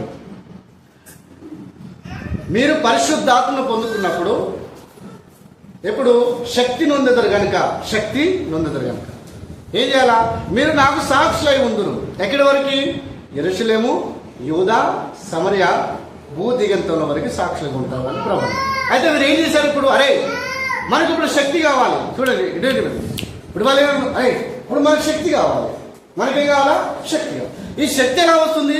పరిశుద్ధాత్మ వల్ల వస్తుంది. పరిశుద్ధాత్మ వలన వస్తుంది. అంటే ఇప్పుడు మనకు పరిశుద్ధాత్మ కావాలరా? అంటే పరిశుద్ధాత్మ రావాలంటే ఏం చేయాలా? యేసుప్రభు చెప్పాడు కదా, ప్రార్థన చేయమన్నాడు కదా. సరే, ఎలా ప్రార్థన చేయమన్నాడు? విశ్వాసంతో ప్రార్థన చేయమన్నాడు. విశ్వాసం ఎలా వస్తుంది? వినుట వలన వస్తుంది. వినటం వలన విశ్వాసం వస్తుంది. విశ్వాసంతో మనం ప్రార్థన చేస్తే పరిశుద్ధాత్మను పొందుకుంటాం. పరిశుద్ధాత్మను పొందుకుంటే దేవుని నుండి శక్తిని పొందుకుంటాం. ఆ శక్తి లేగదూడల వల్ల నిన్ను ఏం చేస్తుంది? గంతులు వేస్తాం మనం. సువార్త కొరకైనా, దేవుని పనికైనా, దేవుని పేరు చెప్తే, దేవుని పని చెప్తే అసలు కాళ్ళు లేగదూడల వలే ఉంటాయి. కొంతమంది సువార్త అంటే, దేవుని పని అంటే, దేవుని సేవ అంటే, దేవుని మందిరం అంటే ఉంటుంది. బరెకాలు ఉంటుంది చూడు, బర్రె చెప్తే అని సువార్త చెప్తారు. అసలు ఏం చెప్తావు? ఏదైనా ఆలోచించుకొని చెప్తుంది. బహాన చెప్పాలి కదా, వస్తున్నాను చెప్పడం కాదు, ఏదైనా ఒక సాకు చెప్పాలి కదా. చెప్తానా? చెప్తా. ఏం చెప్తా? సాకు చెప్తావా? నా మాట లేదా? దేవుని పని అంటే ఎట్లా ఉండాలా? ఇప్పుడు ఒక అబ్బాయి ఉన్నాడు, పడుకున్నాడు. మీ అమ్మాయి వచ్చిందంటే ఎట్లా లేస్తాడు? ఎట్లా లేస్తాడు? దిక్కులో ఎక్కడ కూర్చుంటాడు. అరే పాస్ గారు వచ్చినాడు రా కలవడానికి అంటే వచ్చినాడు. ఎందుకు వచ్చినాడంటే అడిగినాడు. నా మాట అర్థమైందా? ఎందుకు ఈయన మనకి ఆ పరిశుద్ధాత్మ శక్తి మనలో లేదు. మనం ఎందుకు అంటే మనం పరీక్షించుకోవాలా. భూ దిగంతులను మనం సాక్షులుగా ఉండాలా. సరే, ఇది గుర్తుపెట్టుకోండి, మాటలు గుర్తుపెట్టుకోండి. తర్వాత ఏమైంది? 2వ అధ్యాయంలోకి వెళ్తే వారు పరిశుద్ధాత్మను పొందుకున్నారు. ఆయా భాషలను మాట్లాడేవారు అందరికీ సువార్త చెప్పినారు. అలా చెప్పడం వల్ల ఎవరు చెప్పినారు? పేతురు చెప్పినాడు. అక్కడ పేతురు మందిరంలో నిలబడి బిగ్గరగా దేవుని సువార్త చెప్పినప్పుడు ఆ సువార్త విని కొంతమంది హృదయాలు నొచ్చుకున్నాయంట. హృదయాన్ని నొచ్చుకొని ఎంతమంది ప్రభుని నమ్మినారు ఆ టైంలో? చెప్పండి అక్కడ ఎంతమంది? 3000 మంది ప్రభుని నమ్మినారు. ఇప్పుడు చూడండి, ఈ పేతురే కదా పిరికివాడిగా ప్రభు ఎవరో తెలియదని బొనికిన వాడే కదా. యేసు ప్రభు నాకు తెలియదు అని బొనికిన వాడే కదా. పేతురు ఆ మందిరంలోనే కదా భయపడింది. యేసు ప్రభు ఎవరో తెలియదని చెప్పింది ఆ మందిరంలోనే కదా. 3 సార్లు అక్కడే చెప్పినాడు కదా, యెరూషలేములోనే. కానీ ఆ పేతురే ఎప్పుడైతే పరిశుద్ధాత్మ చేత ప్రార్థన చేసి ఎప్పుడైతే పరిశుద్ధాత్మ పొందుకున్నాడో ఆ పరిశుద్ధాత్మ పొందుకున్నటువంటి పేతురు వెళ్ళి అదే మందిరంలో ఎక్కడైతే పిరికివాడిగా యేసుప్రభు ఎవరో తెలియదు, యేసుప్రభు ఎవరో నాకు తెలియదు అన్నాడో అదే ప్లేస్లోకి వెళ్ళి యేసుప్రభు గురించి చెప్పినాడు. ఇది పరిశుద్ధాత్మ వలన వచ్చే శక్తి, పవర్. ఎవరికి భయపడం మనం? నేనున్నాను, వెళ్ళాను. వారణాసిలో ఏ పోలీస్ స్టేషన్ వదలా, ప్రతి 17 పోలీస్ స్టేషన్లు ఉంటే ప్రతి పోలీస్ స్టేషన్ వెళ్ళి క్యాలెండర్స్ ఇచ్చి వారి కొరకు ప్రార్థన చేసి వాక్యం చెప్పి కేక్ ఇచ్చి బైబిల్ ఇచ్చి వచ్చినాం. అదేవిధంగా ఎస్తేర్ అక్క తెలుసు కదా, ఎస్తేర్ దేవదాస్ అక్క వాళ్ళ టీంతో 15 మంది వచ్చినప్పుడు తమను ఎగడేద్దాం సువార్త అంటే అన్నాను, లాయర్లు చెప్పాలక్క సువార్త అన్నాను. ఎంతమంది ఉంటారు? 7000 మంది ఉంటారు అక్క అన్నాను. చాలా పెద్దది అది కోర్టు, వారణాసి కోర్టు చాలా పెద్దది. 10,000 మంది అడ్వకేట్లు ఉంటారు అక్కడ. రాక అని చెప్పేసి అన్నాను. మరి ఎప్పుడు జస్ట్ నా 5 నెలల ముందే ఇది జరిగింది. రా అని తమ్ముడు మరి పట్టుకోరా అంటే వాడు పట్టుకోవడానికి ఎంత తెలివి ఉందో విడిచిపెట్టడానికి నాకు కూడా అంత తెలివి ఉందని. స్టేషన్కి తీసుకుపోవడానికి వాళ్ళకి ఎంత తెలివి ఉందో స్టేషన్కి బయటికి రావడానికి నాకు కూడా అంత తెలివి ఉంది. నాకు ఏం పర్లేదు చేయండి అక్క అన్నాను. ఏం పర్వాలేదు చేయండి అక్క అన్నాను. ఆ చేసినప్పుడు ఇంచుమించు 3000 క్యాలెండర్లు, అదేవిధంగా ఏంటంటే 4000 బైబిల్స్ మరి కొత్త నిబంధనలు పంచడానికి దేవుడు కృప చూపెట్టినాడు. అంటే మనం పరిశుద్ధాత్మను మనం పొందుకున్నప్పుడు ఏం పొందుకుంటాం? శక్తిని పొందుకుంటాం. ఆ శక్తి పతరస్కి ఏం చేసింది? ఆ శక్తి పతరస్ని ఏం చేసింది? పిరికి వాడైన పతరస్ని ఏం చేసింది? ఎక్కడైతే భయపడ్డాడో ఆ మందిరంలో నిలబడి యేసు ప్రభు గురించి ప్రచారం చేస్తే 3000 మందిని ప్రభు నమ్మినారు. అది పరిశుద్ధాత్మలో ఉన్న శక్తి. కాబట్టి మనల్ని ఆ పరిశుద్ధాత్మ మనలో ఉంటే మనలో పిరికితనం ఉండదు, మనలో పిరికితనము ఉండదు. ఏముంటుంది? ఒక మాట చెప్పాలంటే తెలంగాణలో అంటారు, అంటే చూడండి, అంటే నేను వేరే లాగా మీరు అనుకో, ఏమంటారు? అరే మొగతనం ఉందిరా అంటారు. ఇది మొగతనం లేదా? భయపడి వచ్చాక అరే మొగోడు కాదురా అంటాడు. అంటారా లేదు చెప్పండి? మనం పరిశుద్ధాత్మను పొందుకుంటే ఎట్లా ఉండాలా? అంటే వాటికంటే ఎక్కువ ఉంటుంది బలం మనకు ఉండాలి, శక్తి ఉండాలి. ఎంతోమంది దేవుని శక్తిని పొందుకొని అసాధ్యమైన కార్యాలు చేసినారు, దేవునికి గొప్ప గొప్ప కార్యాలు చేసినారు. అయితే చూడండి, మొత్తము 120 మంది, అదేవిధంగా 2వ అధ్యాయంలోకి వస్తే 3000 మంది. ఎంతమంది అయినారు మొత్తం? 3120. అది జరిగిన తర్వాత 3వ అధ్యాయానికి మనం వెళ్తాం. వెళ్ళిన తర్వాత ఆ మందిరం పక్కనే ఒక భిక్షగాడు కూర్చున్నాడు. పుట్టుకతోనే అంగవైకల్యం కలిగిన వ్యక్తి, కుంటివాడు. అయితే పత్రోస్ యోహాన మందిరంలోకి వెళ్తా ఉంటే ఏం చేశాడు? ఆ వ్యక్తి వీరి దగ్గర నుంచి ఏదో ఆశించాడు. కానీ పేతురు ఏమన్నాడు? మా దగ్గర వెండి బంగారం లేదు, కానీ మా కలిగినదే మీకు ఇస్తున్నాను అని చెప్పేసి ఏమన్నాడు? యేసు ప్రభు నామమున నిలబడు అని గట్టిగా అన్నాడా లేదు? ఇప్పుడు చూడండి, ఇప్పుడు అంగవైకల్యము వాడు చూడండి, ఇప్పుడు అక్కడ కూర్చున్నాడు కదా కుంటివాడు. అదేవిధంగా ఇప్పుడు ఆ వ్యక్తికి ఏమైనా ఆశలు ఉంటాయి? పుట్టుకతోటే కదా, ఒకటే, అడుక్కోవాలా, తినాలా, కూర్చోవాలా, అంతే కదా. అంతకు మించి కానీ ఉందా?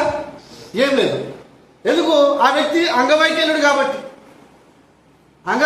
కాబట్టి ఆయనకి ఏ ఆశ లేదు. కానీ క్రైస్తవులను మనకి ఆత్మీయంగా మాట్లాడుకుంటే దేవుడు మనకు ఒక ఆశ ఇచ్చాడు, ఒక నిరీక్షణ, ఆశతో కూడినటువంటి ఒక నిరీక్షణ. దేవుడు ఒక నిరీక్షణ మనకి ఇచ్చాడు. ఏంటి ఆ నిరీక్షణ? ఒక దినాన మనం ఆయన రాబోతున్నాడు, ఆయనతో మనం యుగయుగాలుగా ఉండబోతున్నాము. మనం నమ్మిన ప్రభు మనల్ని తీసుకుపోవడానికి ఒక దినాన రాబోతున్నాడు. ఆ నిరీక్షణ మనకుంది. ఉంటే మనం ఏం చేయాలా? యేసు ప్రభు కొరకు మన నడకని మనము సిద్ధపరచుకోవాలా, ఆయన కొరకు మనం వేయాలా, అడుగు ముందుకేయాలా, వెళ్ళి చేయాలి. చాలా మంది విశ్వాసులు ఈరోజు ఎలా ఉన్నారు? మన ఊర్లో పనికి పోవాలా, ఇంటికి రావాలా, తినాలా, పండుకోవాలా, మళ్ళీ పొద్దున్న లేచి పనికి పోవాలా, తినాలా, రావాలా, పండుకోవాలి. ఇంక ఇదేనా క్రైస్తవ జీవితం అంటే? ఇదేనా క్రైస్తవ జీవితం అంటే? ఇప్పుడు ఒక అన్యజనుడు ఎలాగ ఉన్నాడో ఇప్పుడు ఆయనకి మనకి ఏదైనా తేడా ఉందా? క్రైస్తవుడు అంటే చూడండి, క్రైస్తవుడు ఎక్కడ ఉంటే అక్కడ గొప్ప మార్పు అనేది చూడగలుగుతారు జనాలు. కాబట్టి మనం కూడా చూడండి, ఆ జరిగినప్పుడు తర్వాత ఏమైపోయింది? ఆ సందర్భాన్ని బట్టి సద్దుకేయులు, పరిసయ్యులు వీళ్ళు ఏం చేసినారు? సర్దార్, అదేవిధంగా ప్రధానులు ఏం చేసినారు? ఏ నామం నువ్వు చేసావని చెప్పేసి వారి పత్రోసుని, యోహాన్ని పిలిపించి కొట్టారు. ఫస్ట్ ఏం చేశారు? వాళ్ళని బెదిరించి యేసు ప్రభు నామాన్ని బట్టి మీరు ఇంకోసారి ప్రకటించకూడదని వారిని పిలిపించి బెదిరించి గట్టిగా మందలించి పంపించినారు. ఒక మాట నేను చెప్పునా, మీ ఎమ్మెల్యే మిమ్మల్ని పిలిచి, ఎమ్మెల్యే, జెడ్పీటీసీ, ఎంపీటీసీ, సర్పంచ్ నలుగురు పిలిచి, అదేవిధంగా SHO వీళ్ళు మిమ్మల్ని పిలిచి ఇంకోసారి యేసు ప్రభు గురించి మీరు రోడ్డు మీదకి వచ్చి ప్రకటించినారా అని మిమ్మల్ని బెదిరిస్తే మీరు వెళ్ళి మళ్ళీ చెప్తారా? అదే జరిగింది ఇక్కడ. అదే పత్రోసు యోహాన్నాని ఎవరు? పరిసయ్యులు, సద్దుకేయులు, ప్రధానులు, అందరూ పెద్ద గుంపు, అందరు బెదిరించారు, మందలించారు. ప్రభు వాళ్ళు ఏమన్నారు? మీ మాట వినాలా, దేవుని మాట వినాలా? మరలా వాళ్ళు వెళ్ళిన తర్వాత ఏం చేశారు? ఇంటింటా మళ్ళీ యేసు ప్రభు అని ప్రకటించిన తర్వాత ఎంతమంది ప్రభులోకి వచ్చినారు? ఆ సభలో విన్న వాళ్ళు ఎంతమంది ప్రభులు ఉన్నామా యేసు ప్రభులోకి వచ్చినారు? 5000 మంది. 5,000 మంది ప్రభు నమ్మినారు. వీళ్ళు చెప్పొద్దన్నారు, కానీ వీళ్ళు చెప్పారు. ఎంతమంది? 5,000 మంది. మొత్తం ఎంతమంది? 5,000, 3,000, 120. ఇప్పుడు ఎంతమంది అయినారు? చెప్పండి. 8,120 మంది అయినారు. అయిన తర్వాత 8వ అధ్యాయానికి వస్తాం మనం. అపోస్తల కార్యాలు 8వ అధ్యాయానికి వస్తాం. 8వ అధ్యాయం వచ్చిన తర్వాత అక్కడ ఏమనుంది? ఆ సంఘములో అనగా యెరూషలేములో ఉన్నటువంటి సంఘానికి గొప్ప హింస కలిగినందున అపోస్తలులు తప్ప విశ్వాసులందరూ ఏమైపోయినారు? చెదిరిపోయినారు అని రాయబడింది. ఇప్పుడు మనం ఒక మాట, 8,120 మంది 2000 సంవత్సరాల క్రితం సంఘం యెరూషలేములో, ఇంత పెద్ద సంఖ్య కలిగినటువంటి సంఘము ఇప్పుడు ఏమైపోయింది? చెదిరిపోయింది. చెదరగొట్టింది ఎవరు అంటే మనం సౌలే, కానీ సౌలు వెనకాల ఎవరున్నారు? ఫరో దేవుని సేవకుడు కాదా? సౌలు దేవుని సేవకుడు కాదా? ఆయన ప్రభు నమ్మనప్పుడు కూడా దేవుడు ఆయనను వాడుకున్నాడు సంఘాన్ని చెదరగొట్టడానికి. ఎందుకు సంఘాన్ని చెదరగొట్టినాడు చెప్పాలి? విస్తరించాలని. మనం ఆది కాండంలో కూడా చూసుకున్నట్లయితే 11వ అధ్యాయంలో బాబెలు కడుతున్నప్పుడు దేవుడి వల్ల ఎందుకు చెదరగొట్టాడు అక్కడ? అరే ఆది కాండంలో 1వ అధ్యాయం 2వ అధ్యాయంలో చెప్పాడు, మీరు విస్తరించండి, భూమిని నిండించండి, ఫలించండి, అభివృద్ధి చెందండి అని అన్నారు. వాళ్ళు ఏం చేశారు? మనం ఫలించాం కదా, ఇక్కడే పని చేసుకుని బతుకుతాం. అభివృద్ధి ఇంకా మనం ఇక్కడే ఫలించాం కదా, ఇక్కడే ఫలించి ఇక్కడే ఉందాం, ఇక్కడే ఫలాలు తిందాం, ఇక్కడే పని చేసుకుందాం, మనం విస్తరించిన అవసరం లేదు అని వాళ్ళు ఉన్నారు. ఏం చేశాడు? వచ్చాడు, వాళ్ళ భాషలు వాళ్ళకి ఒకరు మాట ఒకరు అర్థం కాకుండా చేసేసేవారు. వాళ్ళందరూ అక్కడ నుంచి చెదిరిపోయారు. ఎందుకు నేను ఈ మాట చెప్తున్నానంటే, ఒక మాట 1వ అధ్యాయం ఏది అపోస్తల కార్యములు 1వ అధ్యాయం 8వ వచనంలో ఏమని ఉంది? పరిశుద్ధాత్మ మీ మీదకి వచ్చినప్పుడు శక్తిని ఉందరు కనుక మీరు భూదిగంతుల వరకు వెళ్ళాలని చెప్పినట్లేదు అక్కడ. ఆ 1:8 ఈ సంఘంలో కనబడట్లేదు అన్నమాట. ఆగిపోయింది, సువార్త ఏమైపోయింది? చెప్పడం ఆగిపోయింది. అక్కడ సువార్త చేసినారు మొత్తం, ఇక అయిపోయింది సువార్త చెప్పడం, ఇంక ఇక్కడే ఉండిపోదాము అని వారు నిర్ణయించుకున్నారు. అది కాదు అని చెప్పేసి ఏం చేశాడు? ఆ సంఘాన్ని దేవుడు చెదరగొట్టాడు. చెదరగొట్టినప్పుడు కొంతమంది ఏం చేసినారు తెలిసినా? పారిపోయినారు, చెదిరిపోయినారు. కొంతమంది ఏం చేశారు? స్టీఫెన్ దగ్గరికి వెళ్ళి ఆ శవాన్ని పట్టుకొని, అంటే ఆ యొక్క దేహాన్ని పట్టుకొని ఏడ్చినారు చాలా మంది. కొంతమంది చెదిరిపోయిన వారు భయపడి వెనక్కి తిరిగినారు. కొంతమంది ఏం చేసినారు? దేవుని వాక్యాన్ని ప్రతి పట్టణములో ప్రకటిస్తూ ప్రచురిస్తూ వెళ్ళారు. చూడండి ఇక్కడ ఎందుకు నేను మాట చెప్తున్నా అంటే, పత్రస్సు యోహన్నాని వాళ్ళని పిలిపించి కొట్టించి ఆజ్ఞాపించారు, యేసు ప్రభు పేరట మీరు ఇంకోసారి ప్రకటించకూడదు అని. చూడండి ఒకసారి 4వ అధ్యాయం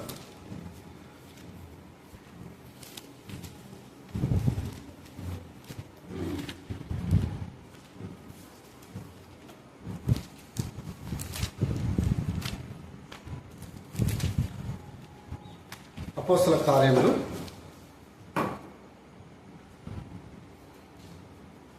4వ అధ్యాయము, లేక 5వ అధ్యాయం, 5వ అధ్యాయము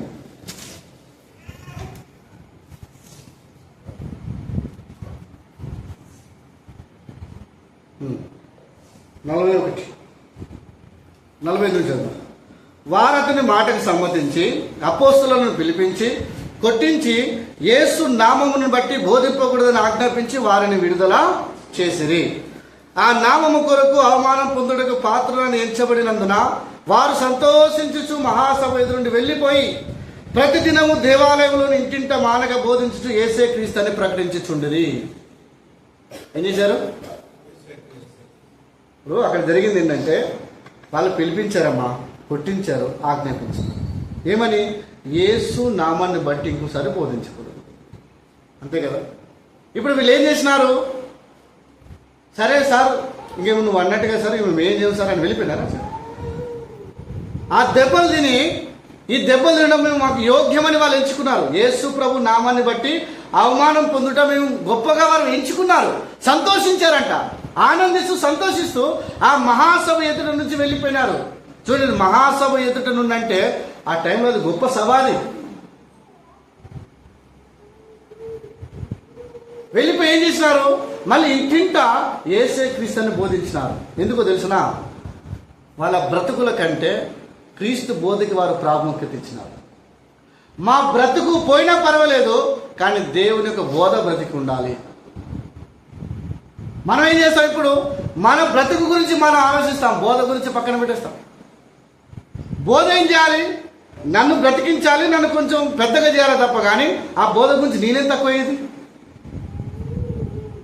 చాలా మంది అనుకుంటారు కదా, యేసు ప్రభు దగ్గరికి వస్తే నాకు డబుల్ ఆశీర్వాదాలు కావాలా. అంతేగాని ఎట్లా?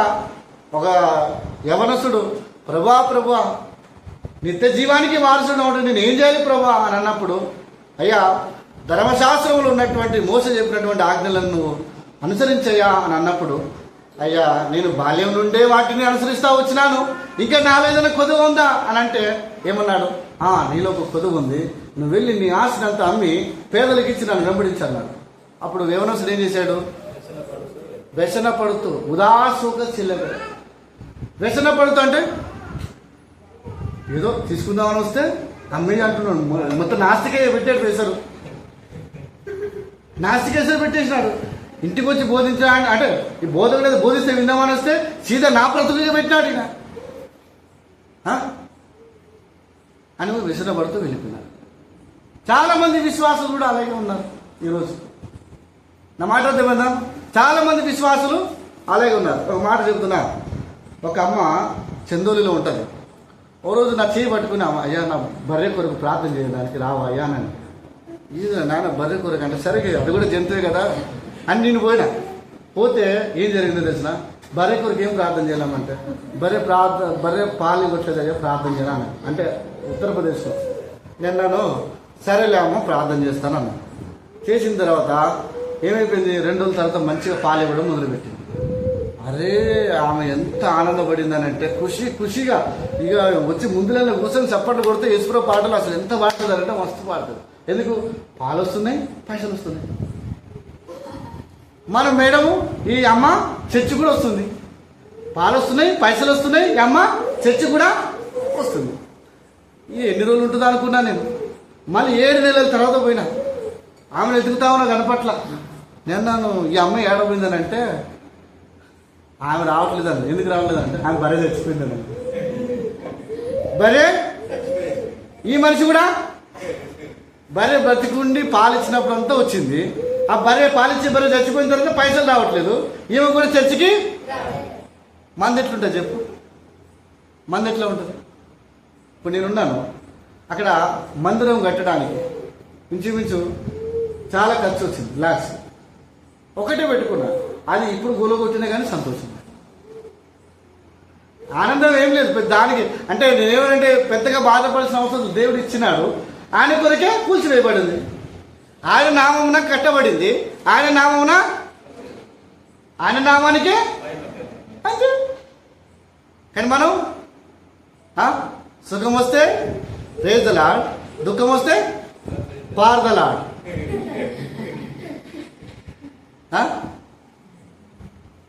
నిజంగా మీరు ఒకసారి ఆలోచించండి. మీరు ఇష్టపడిన వ్యక్తి ఒకవేళ ఆ వ్యక్తికి ఏదో నవ్వుతే దేవుని మీరు ఎంతగా నిందిస్తారు. ఏం ప్రభా చర్చికి రావట్లేదా, ప్రార్థన చేయట్లేదా, వాక్యం వినట్లేదా, ఆయన ఎందుకు నాకు కష్టం ఇచ్చినావు, ఇదేనా నీకు న్యాయం ఉంటే? ఏంది ఏ న్యాయమే? యేసు ప్రభు న్యాయం ఏం తెలియదు అనుకుంటాం లేదా మనసులో? కొన్నిసార్లు ఎన్ని వస్తాయి అనుకుంటాం. కొన్నిసార్లు అంటారు, ఏమంటారు తెలిసిన, పెళ్ళి అయిన వాళ్ళు ఏమంటారు తెలిసిన, పెళ్ళి ఎందుకు చేసుకున్నాను నాయన, పెళ్లి చేసుకుంటా మంచిది అని ఎన్నోసార్లు అంటాం. కొన్నిసార్లు కోపంగా అంటామా లేదమ్మా? పెళ్ళి అయిన వాళ్ళు అంటారు లేదమ్మా? మరి అదే పెళ్ళైన రోజు ఇది దేవుడు యెహోవా నిర్ణయించిన దినము, దేవుడు నిర్ణయించిన మ్యారేజ్ వివాహము, ఇది ఘనమైనది అని అన్నాం. ఆ రోజు అన్నాం, ఈరోజు తెలిసింది నేను అనుకున్నాను ఏదో అంటే మనం ఏం చేశాం ఇండైరెక్ట్గా. నా మాట్లాడుతున్నామ్మా, ఇప్పుడు నేను అన్నాను ఈ మొబైల్ చాలా మంచిది, ఇప్పుడు సరే వివాహము ఘనమైనది, శ్రేష్టమైనది, గొప్పది అని దేవుని వాక్యం చెప్పిందా లేదా? దేవుడు చెప్పాడా లేదా? నువ్వేం చెప్తున్నావు?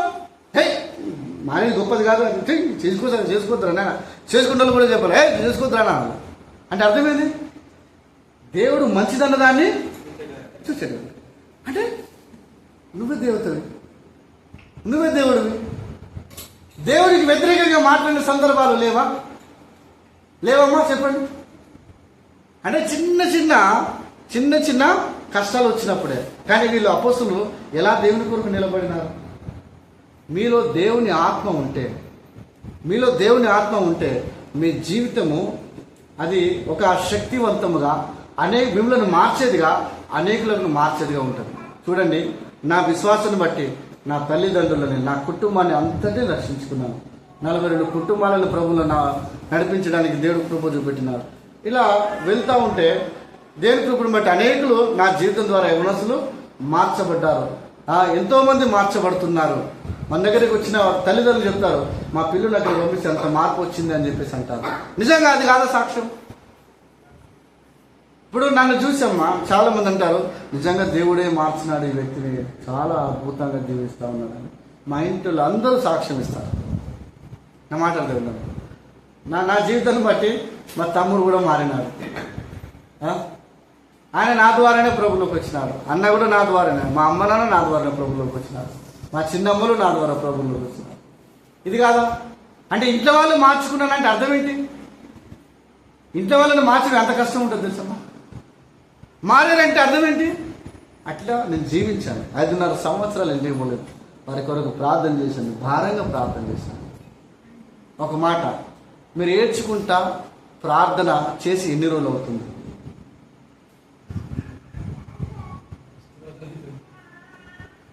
లేదు మనకి ఆ భారము. అంటే మొదటగా ఉన్నటువంటి ఆ భారము, ఆ రోదన ఏడ్చుకుంటూ ప్రార్థన చేసి అనుభవం నుంచి మనం దూరం వెళ్ళిపోయినాం. దయచేసి ప్రార్థించండి. ఎందుకంటే మనం కలిగి ఉన్న దేవుడు ఏంటంటే ఏదో మారుమూల దేవుడు, ఏదో మనుషులు చేసిన దేవుడు కాదండి. ఆయన మనుషులను చేసిన దేవుడు. ఆయన నిన్ను నన్ను చేసిన దేవుడు. మన ప్రతి మాట ఈరోజు వింటా ఉన్నాడు, నిన్ను చూస్తూ ఉన్నాడు. ఒక మాట ఏక దేవుడు ఉన్నాడా లేదా? దేవుడు నిన్ను చూస్తున్నాడా లేదా? ఇప్పుడు నీ మాటను వింటున్నాడా లేదా కదా? ఆయన మనం ఎందుకు భయపడతాం? ఆయన మనం ఎందుకు సందేహిస్తాం? అంటాం, మనం విశ్వసిస్తాము, కానీ దానికి తగినట్టుగా ఉండగలుగుతామా? ఏమై దేవుడు చూస్తున్నాడో లేదు నాకు తెలియదు. కొన్నిసార్లు నిజంగా నా ప్రార్థన దేవుడు వింటున్నాడా? నేనెందుకు చెప్తున్నానంటమ్మా, మనం దేవుని ఆత్మచేత నడిపించబడాలి. చూడండి అపోస్తలులు వాళ్ళ దేవుని ఆత్మచేత నింపబడి దేవుని కొరకు అవమానం పొందుకున్నారు, దేవుని కొరకు కష్టపడ్డారు, దేవుని కొరకు శ్రమలు పొందుకున్నారు, దేవుని కొరకు ఆరాటం, కొత్త ఆత్మ లక్షించాలి ఆరాటం కలిగి ఉన్నారు. వాళ్ళు దాని కొరకు దేవుని కొరకు నేను అంటే వాళ్ళు ఎంతగానో వారు ప్రార్థన చేసినారు, ప్రయాసపడినారు. అయితే దానికి చూడండి ఆ 8వ అధ్యాయంలో మరి 1:8 అపోస్తలుల కార్యములు 1వ అధ్యాయం 8వ వచనం మన జీవితంలో మన సంఘంలో లేకపోతే 8:1 మన సంఘంలోకి వస్తాం. ఈరోజు మన సంఘాలు చెదిరిపోవడానికి గల కారణం ఏంటో తెలిసిన? సువార్త భారము తగ్గడమే, సువార్తకి మనము వెళ్ళకపోవడమే. కొంతమంది ఏం చేస్తారు తెలిసిన? ఎంత చేద్దాం వాళ్ళు ఎంత మరచె టాక్ అంతా చేస్తారు, అరటాక్ అంతా చెప్పుకుంటారు. కొంతమంది సువార్త చేస్తారు. నేను హైదరాబాద్లో చాలా సంఘాలు చూసిన, ఒకరోజు కుడివైపు పోతారు, ఒకసారి ఎడమ వెళ్ళిపోతారు, అట్లా దిగొచ్చి వస్తారు. ఆచారంగా చేస్తూ ఉన్నారు తప్ప. కానీ మీకు ఒక మాట చెప్తున్నా, ఒక సేవకుడి సంఘంలో నేను చెప్పినాను, యేసు ప్రభు పేరు తెలియని వారు మన దేశంలో ఉన్నారయ్యా. కొన్ని లక్షల మంది ఉన్నారు. రీసెంట్గా జస్ట్ నేను ఒక 10 రోజుల క్రిందట ఒక టీం నా దగ్గరికి వచ్చినప్పుడు వాళ్ళు నమ్మలేదు. సరే అని తీసుకువెళ్ళాను. అక్కడ వాళ్ళు నాటేస్తున్నారు కదా, వెళ్ళి యేసు ప్రభు ఎవరో తెలిసి అని అడిగిరాపు అని పంపించాను. జస్ట్ వారణాసి నుంచి 30 కిలోమీటర్ల దూరం వెళ్ళిన తర్వాత యేసు ప్రభు ఎవరైనా మా ఊర్లో లేడు. ఆయన నా మాట అర్థమైందా? ఒక ఆయన అడిగితే యేసు ప్రభు నేను ఇది నా ఊరు కాదు, నా ఊరు పక్క ఊరు నుంచి వచ్చాను, నేను నా ఊరిది కాదు, ఈ ఊరు అని నేను అడుగు అని చెప్పేసి. అప్పుడు ఆ పిల్లలు చాలా 100 గ్రామాలు తిరిగితే ఒక చర్చి కనబడదు. అక్కడ 100 గ్రామాలు తిరిగినా కానీ ఒక చర్చి కనబడదు. నేను ఎందుకు ఈ మాట అంటున్నానంటే ఏది తుఫ్రాన్, నర్సాపూర్ ఇలాంటి పట్టణాలలో చర్చెస్ లేవు. అది ఎవరి బాధ్యత?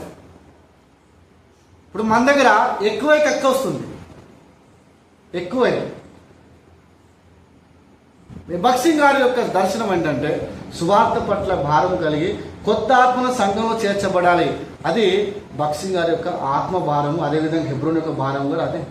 కానీ ఈరోజు భారాలు ఎవరిని దింపుదామా, ఎవరిని ఎక్కిద్దామా, ఎవరిని ఖాళీ చేపిద్దామా, ఎవరిని తీసుకుపోదామా, ఎన్ని సంగతులు. అంటే నేను ఎందుకు ఈ మాటలు చెప్తున్నానంటే చాలా వేదనతో మనం మీరున్నారు ఇప్పుడు చెదిరిపోయిన వారు, ఎవరైతే యెరూషలేము నుంచి చెదిరిపోయిన విశ్వాసులు, వారు కొంతమంది ఏడ్చుకుంటున్నారు. కానీ కొంతమంది చెదిరిపోయినది ప్రభు చిత్తమే అని వారు సంతోషంగా వెళ్ళి పట్టణాలలో సువార్త చేసినప్పుడు ఆ సమరయ పట్టణం అంతా గొప్ప ఆనందం చేత నింపబడిందంట. నీ ఆనందము సంఘముతో లేదా సేవకుడితో తోటి విశ్వాసులతో కాదు ఉండాల్సింది. మన ఆనందము మన ఆనందము అనంతుడైన దేవునితో ముడిపడి ఉండాలి. అందుకనే ఫిలిప్పు రాసిన పత్రిక 4వ వచనం ఏముందంటే, ఆనందించుడి ఆనందించుడి, మరలా చెప్తున్నాను ప్రభునందు ఆనందించుడి. ఇవన్నీ పరిస్థితులు మనం చూస్తున్నప్పుడు మనం ఏం చేయాలా? ప్రభుకి మనం, ప్రభా ఈ పరిస్థితుల్లో నేనేం చేయాలి నాకు చెప్పు ప్రభా, నువ్వు ఏది చెప్తే నేను అది చేస్తాను అంటే మనం చెదిరిపోయినాము. ఇది కూడా మన మేలు కొరకే జరిగింది అని ప్రభు అన్నాడు కదా. ఏది మొదటి తెస్సలోనికీయులు 5వ అధ్యాయం 16వ వచనంలో ఏముంది? మీరు ప్రతి విషయంలో దేవునికి కృతజ్ఞతాస్తుతులు, ఈ విషయంలో కూడా దేవునికి కృతజ్ఞతాస్తుతులు చెల్లిద్దాం. అదేవిధంగా రోమిలకు రాసిన పత్రిక 8:28 ఏమని రాయబడింది? దేవుని ప్రేమించే వారికనగా ఆయన సంకల్పము చేత పిలువబడిన వారికి సమస్తము సమకూడి మేలు కొరకే కదా జరిగేది. ఇప్పుడు మన సంఘాలలో ఏది జరిగినా అది మన మేలు కొరకే జరిగింది అని మనం సంతోషంగా ఆనందంగా దేవుని ఆరాధిద్దాం. తప్పేముంది? చెదిరిపోయి గ్రామాలలో చెదిరిపోయి సంఘాలను ఇప్పుడు సంఘాలను స్టార్ట్ చేయాలంటే మన ఎటువంటి సంఘాలు ఎలా స్టార్ట్ చేయబడ్డాయి? ఎవరో ఒకరు జాబ్ నిమిత్తమై దూర ప్రాంతానికి వెళ్ళినప్పుడు అక్కడ ఆయన యేసుక్రీస్తు కొరకు నమ్మకంగా యథార్థంగా జీవిస్తున్నప్పుడు ఆయన జీవితానికి కొంతమంది ఆకర్షితులై, అయ్యా నువ్వు నీ జీవితం చాలా అంటే చాలా ఆశ్చర్యంగా ఉంది, ఈ కాలంలో నువ్వు ఇలా జీవించే వాళ్ళు తక్కువ చూస్తాము అని ఈ రకంగా అడిగినప్పుడు, నువ్వు ఎలా జీవించగలుగుతున్నావు అంటే బైబిల్ ఉన్నటువంటి దేవుని వాక్యం ద్వారా అని ఆ రకంగా వాళ్ళు సువార్త స్టార్ట్ చేసి మెల్లిమెల్లిగా 4-5 విశ్వాసులని అంటే కొంతమందిని పిలిపించి సేవకుని పిలిపించేవారు. అప్పుడు సేవకుడు వచ్చి పరిపూర్ణమైన సువార్త అందించి మెల్లిగా అదే అలాగే సువార్త ఈరోజు సంఘాలుగా స్టార్ట్ అయిపోయింది. అదే నేను చెప్పేది, విశ్వాసులు నిలబడాలి. విశ్వాసులు చెదిరిపోయి ఏం చేయాలా? దేవుని యొక్క సువార్తను మనం ప్రకటించాలి ఆనందంగా సంతోషంగా. కానీ మనం ఏం చేస్తాం? జరిగిన అన్నిటిని జ్ఞాపకం చేస్తూ బాధపడుతూ కొన్నిసార్లు వాక్యము చదవం, కొన్నిసార్లు ప్రార్థన కూడా చేయము. ఎందుకు? ఆ జరిగిన విషయాలన్నిటినీ మనము జ్ఞాపకం చేసుకుంటూ కాదు. ఇప్పుడు ఇక్కడ చూడండి, అపోస్తలులు జరిగిన విషయాలన్నిటినీ జ్ఞాపకం చేసుకోకుండా ఏంటిది? ఒకటి క్రీస్తు సువార్తను ప్రకటిస్తూ వారు ముందుకు వెళ్ళినారు. ఆ సంఘములో ఉన్నటువంటి విశ్వాసులు కూడా క్రీస్తు యొక్క సువార్తను ప్రకటిస్తూ ముందుకు వెళ్ళినారు. మీరు కూడా ఏంటంటమ్మా, మీరు ఎక్కడ ఉన్నా మీ కుటుంబంలో మీరు నమ్మకంగా యథార్థంగా ఉన్నట్లయితే మీ కుటుంబం మీరు ఒక సంఘంగా మారబోతుంది.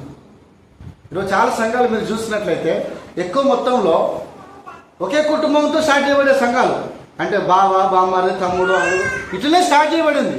తర్వాత మెల్లిమెల్లిగా మిగతా వారు కూడా ఆ మొదటి 2 తరాలు బాగా నిర్ణయించింది.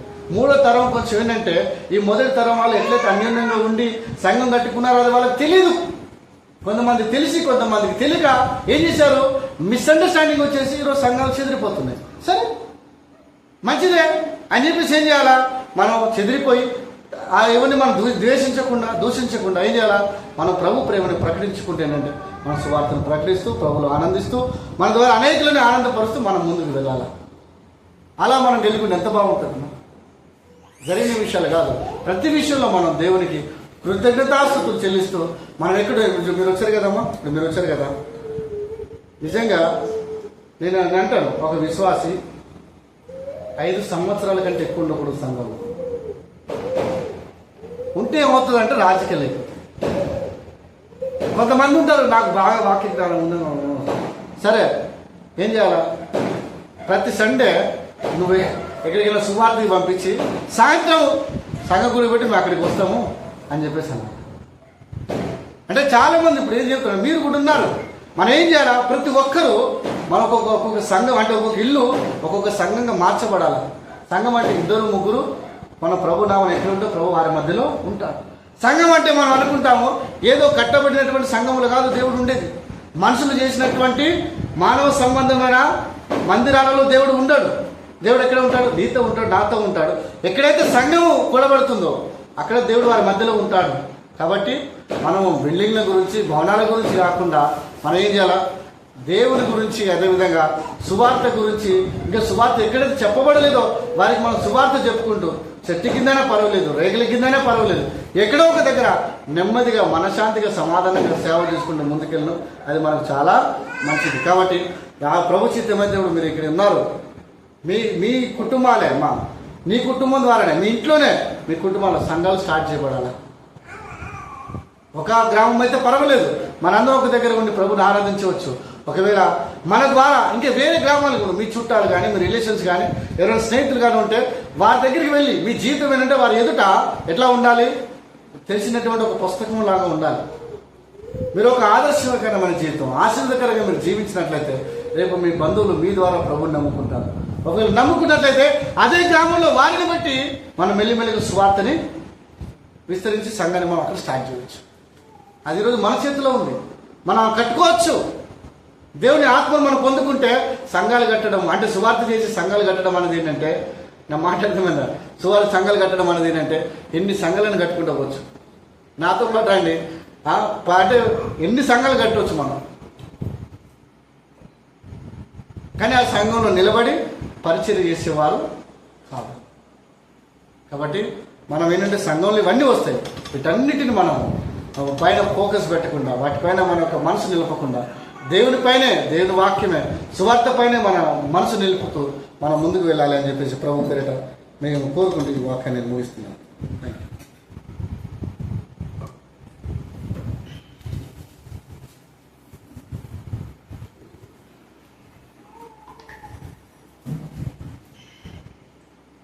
దేవుడు మనతో మాట్లాడుతూ ఉన్నాడు. ఆయా పరిస్థితులు ఎలా ఉన్నాయో మనకందరూ కూడా దైవ సేవకుల ద్వారా ప్రత్యక్షంగా మనము చూస్తూ వచ్చాం. మనం కూడా ప్రార్థన చేస్తున్నాం, ఏదో ఊరికి అనుకుంటున్నాం, కానీ మనకిక్కడ సుఖ సౌఖ్యాలు సంతోషంగా ఉంది. మనం అడిగేటోడు లేడు, అలిగితే వచ్చి పిలిచేటోడు లేడు, మన ఇష్టం వచ్చినా ప్రవర్తిస్తాం. అయితే ఆ ప్రాంతంలో తెలుస్తుంది కదా, యేసుప్రభు అంటే మాకెవరో తెలియదు, మా కొత్త వాళ్ళం అన్నట్లుగా ఆ మాటలు నిజంగానే ఉన్నాయి. ఒరిస్సాలో కూడా సువార్తకు వెళ్తే అసలు యేసుప్రభు ఎవరో అనే పెద్ద వృద్ధుని అడిగితే చెప్పలేకున్నాడు. అది ఇక్కడ మనము దేవుడి గురించి తెలుసుకుంటున్నాం. విశ్వాసం నడుచుకోవాలని దేవుడు మాతో చెప్తున్నాడు. మరి సువార్త జరిగించాలని దేవుడు మాతో చెప్తున్నాడు. పరిస్థితులు దేవుడు పంపించిన వారు అక్కడ దేవుడు వాడుకుంటాడు. వారికి సపోర్ట్గా మనం ఇక్కడ ప్రార్థన చేయాలి. అది కూడా చేయం. ప్రార్థన రమ్మంటే రా కదా. చివరిగా మాట చెప్పాడు, మన ఇల్లులను ఏం చేయాలన్నాడు ఆయన, సంఘాలుగా. ఎందుకు ఇళ్లలో పెట్టేది? ఆది కాలంలో ఇళ్లలోనే సంఘాలు ఉంటాయి. ఒకరోజు మనం సంఘం ఇంట్లో పెట్టామనుకో, గొలుక్కుంటా అంటాం, సనుక్కుంటా అంటాం, టైం అయిపోయింది, మాకు నిద్ర వస్తుంది. మరి దేవుడి ఇల్లు అంత గొప్పది. మా దేవుని బిడ్డలు మా ఇంట్లో ప్రార్థన చేస్తున్నారంటే రాత్రి మొగుళ్ళు ఆ ఇంటిని మనము 24 గంటలు కాదు, ప్రతి దినం కూడా ఇవ్వడానికి సిద్ధంగా ఉండాలి. కాబట్టి ఎందుకంటే ప్రార్థన గుర్తించుకోరండి. అన్న కొరకు కూడా విజయన్న అక్క పిల్లలు, తెలిసిన పిల్లలు, వారు కూడా అక్కడ పరిచయం చేస్తూ ఉన్నారు. అక్కడ పాస్టర్గా కాకుండా చెప్పాడు కదా, పని చేసుకుంటూ అంటే ఒక రీతిలో ఉంటున్నాడు. పాస్టర్ చేశాడంటే పట్టుకోబోయి జైలు వేస్తారు. కాబట్టి అలాంటి పరిస్థితులు వాళ్ళు ఉన్నారు. ఇప్పటికి మన దైవసేవకుడు, అక్కడ ఉన్న దైవసేవకుడు కూడా మరి మీరు ప్రార్థించండి. జైల్లో ఉన్నాడు, అన్యాయంగా, ఏం లేదు, అన్యాయంగా చేస్తున్న పని కానీ మన ప్రార్థనలు వారికి తోడుగా ఉండాలా. ప్రభు మనకు మన గురించిన పది సమర్పణ కూడా చేసుకోవాలా. ప్రభు మనతో పిలిచినప్పుడు ఆ సేవ కొరకు మనం పరిచయలో సహాయపడాలి. ప్రార్థన చేసుకుందాము. పరలోకమందున తండ్రి, మీకు స్తోత్రాలు. అపొస్తలుగా 1:8 మీరు సర్వలోకమైన సర్వ సృష్టికి ప్రకటన చేయండి. పరిశుద్ధాత్మ పొందినప్పుడు సమరయ, యెరూషలేము, యూదయ ప్రాంతంలో మీరు మరి సాక్షిగా ఉండండి. పరిశుద్ధాత్మను శక్తి పొందండి. మీరు సెలవిచ్చిన మాట బట్టి స్తోత్రాలు. వెళ్ళాలి. చెరగొట్టిన దేవుడు ఆ దినాల్లో చెరగొట్ట అనేకమైన వారు ప్రభా పేతురు వాడుకుట 120 మందితో వేలిపోయింది. 8,000 మందికి విశ్వాసం. వారిని అక్కడే కాకోకుండా అనేకమైన చోట్ల విస్తరింపజేసుకోవచ్చు. ఈ దినాన మేము కూడా విశ్వసించి మీ సన్నిధిలో ఉండి రక్షింపబడ్డామంటే కేవలం ప్రభా ఆ దినాల్లో జరిగిన పరిచయం. మేము కూడా మా శాశక్తుల మా ఖండంలో ప్రాణంత వరకు కనీసం కొంతమంది సిద్ధపరచడానికి మమ్మల్ని సిద్ధపరచును ఆయన. ఒకవేళ అలాంటి స్థితి, భరం, జ్ఞానం లేకపోతే ఎవరైతే ఈ పనికి పూనుకుంటున్నారో వారికి సమర్పణ కలిగి మేము జీవించే బిడ్డలుగా మమ్మల్ని చేయవలసిన అవసరం. ప్రభా, యుద్ధానికి వెళ్ళిన వారి యొక్క జీతం ఎంతో, సామాన్ దగ్గర ఉన్న వారి జీతం కూడా అంతే. కాబట్టి మమ్మల్ని మీరు సిద్ధపరచండి. నిరాశుడు విజయను ప్రాంతం తీసుకువెళ్ళావు ప్రభా. ఎంతో దుర్మార్గంగా జీవించిన వ్యక్తిని మీరు ప్రేమించిన దేవుడు. ఇది నా సాక్షాత్కరంగా అతను ఉంచావు, జ్ఞాపకం చేసుకుంటున్నాం. నిదాసం తీసుకొచ్చావు, అక్కడ ప్రాంతంలో వాడుకుంటున్నాం. ఇప్పుడు అక్కడ వెళ్ళి మందిరం కట్టబడడానికి కూడా సహాయపడ్డావు. ఎన్నో శ్రమలు వచ్చినప్పటికీ మీరు కృప చూపుతున్నావు. దయబడిన వారు కాయపంపు, ఇంకా హెసరాంటి, ఇంకా తదితర బిడ్డలు యవనస్తులు సువార్త చేస్తున్నారు. కొంతమంది రక్షింపబడాలి. జరుగుతున్న పరిచయను మీరు జ్ఞాపకం చేసుకోండి. దాసు రాజు గారు ప్రభా, ఆయన విడుదల చేయండి. 20వ తేదీకి ఇచ్చారు. 23వ ప్రభా, మీ దాసును విడుదల చేయండి. బెయిల్ అనుగ్రహించిన ఆయన మీ దాసురాలు, ఆమె కూడా ప్రభా మరి ధైర్యంతో నింపవలసి మీరు వేడుకుంటున్నాం. కనికరించాలి. ప్రేమగల తండ్రి, కరుణగల దేవ, మీకెంత స్తోత్రాలు చెల్లిస్తా ఉంటాం. మీ చిత్తం నెరవేర్చాలి. కొంతమందిని అక్కడి నుంచి సేవకుడు హైదరాబాద్ తీసుకురావాలని, కొంతమంది ట్రైనింగ్ చేయాలని ఉద్దేశం ఉంది. మీ ఉద్దేశం, మీ చిత్తం ఏమైందో పూర్ణ నెరవేర్చండి, సహాయం చేయండి. దాసురాలని అనుకోని రీతిలో మా మధ్య నడిపించండి. మీకు కృతజ్ఞతాసులు చెల్లిస్తా ఉంటాం. బిడ్డలు దీవించాల్సి ఉంచండి, వారి పరిచయం దీవించండి. ఈ వారంలో వారు ఎక్కడెక్కడ ఏ పరిచయం అయితే వాళ్ళు చేస్తున్నారు, ఎక్కడ ఏ ప్రాంతంలో వెళ్తున్నారు, అక్కడంతా కూడా మీరు తోడైనాడు. వారి ద్వారా మీరు మాట్లాడు అనేక పురుగుల కోసం మీరు వేడుకుంటున్నాం. కనికరించండి. నా వాక్యం వారి జ్ఞాపకం ఎవరైతే రాలేదో వారి కృప చూపించున్నారా మీ చిత్తం నెరవేర్చండి. స్థితిగణతమేమో ప్రభావాలు ఆరంభిస్తూ కృతజ్ఞతాపూర్వక వందనాలు చెల్లిస్తూ దాసు యొక్క కుటుంబ సభ్యులు దీవించి ఆశీర్వదించాల్సిన చేస్తాం. మహిమా ఘనత ప్రభావాలు ఆరంభిస్తాం. యేసుక్రీస్తు నామమున ప్రార్థించి వేడుచున్నాము తండ్రి. తండ్రిని దేవ ప్రేమేశ్వర ప్రభువు పరిశుద్ధాత్మ సావాసం వచ్చిన వరకు సకల పరిశుద్ధులకు, దేవదాసులైన వారికి, అక్కడ సంఘానికి, వారి సంఘానికి ఇప్పుడు సదాకాలం తోడైండుగాక.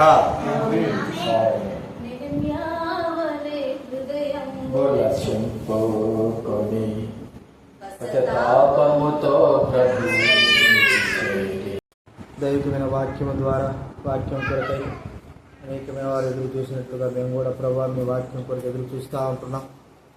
మీ మాటలు మాకు దయచేయడానికి కొరకై ప్రభావ ఎన్నో దినాలుగా ప్రార్థిస్తుంటున్నాం. వారణాసి ఆ ప్రాంతంలో దైవ సేవలు పిలిచిన పిలుపును బట్టి మీ దాసుడు విజయను బట్టి స్తోత్రాలు తండ్రి. అక్కడ పరిసరలో కొనసాగుతుంటున్నాడు.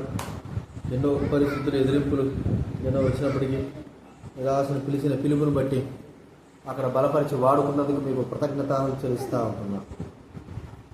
ప్రభా, మా మధ్యలో తీసుకొస్తూ వచ్చారు కుటుంబంతో తండ్రి. దైవ వాక్యం ద్వారా మా హృదయాలలో ప్రభా ఆత్మీయ పురుగులకు మాకు అనుగ్రహించుకుంటున్నాం ప్రభా. వాక్యం ద్వారా ప్రభా మేము మీ కొరకై ఇంకనో జీవించడానికి కొరకై అయినట్టు కృప మీరు అనుగ్రహించవలసి మనం చేస్తుంటున్నాం. సహాయం చేయండి ప్రభా. మీరు అక్కడ దగ్గరలో ఉంది, దాని కొరకే మేము సిద్ధపడడానికి, ఆ దినం కొరకు సిద్ధపడడానికి సహాయం చేయండి. కనిపించండి. పాటల ద్వారా, వాక్యం ద్వారా, వాయిద్యాల ద్వారా మహింపడాలి. రావాలనుకున్న వారిని మీరు త్వరపెట్టి తీసుకురావాల్సి మీరు వేడుకుంటున్నాం. సహాయం చేయవలసి మనం చేస్తాం. చెప్పిన వారిని కూడా రావడానికి సహాయం చేయండి ప్రభా. కఠిన హృదయాలను మీరు ప్రభా నలగొట్టవలసి మనం చేస్తాం ప్రభా. మీ కృపను కోరుకుంటూ కృతజ్ఞతాపూర్వకంగా స్తుతులను చెల్లిస్తూ మహిమ ఘనత ప్రభావాలు ఆలోచిస్తూ యేసు ప్రభు నామన ప్రార్థించడి వేడుచున్నాము తండ్రి. పాట పాడుకుందాము. నీది విశ్వాసత మా ప్రభు యేసు అంతరిక్షం అధిగమించిన పాట చూడండి. నీది విశ్వాసత మా ప్రభు యేసు.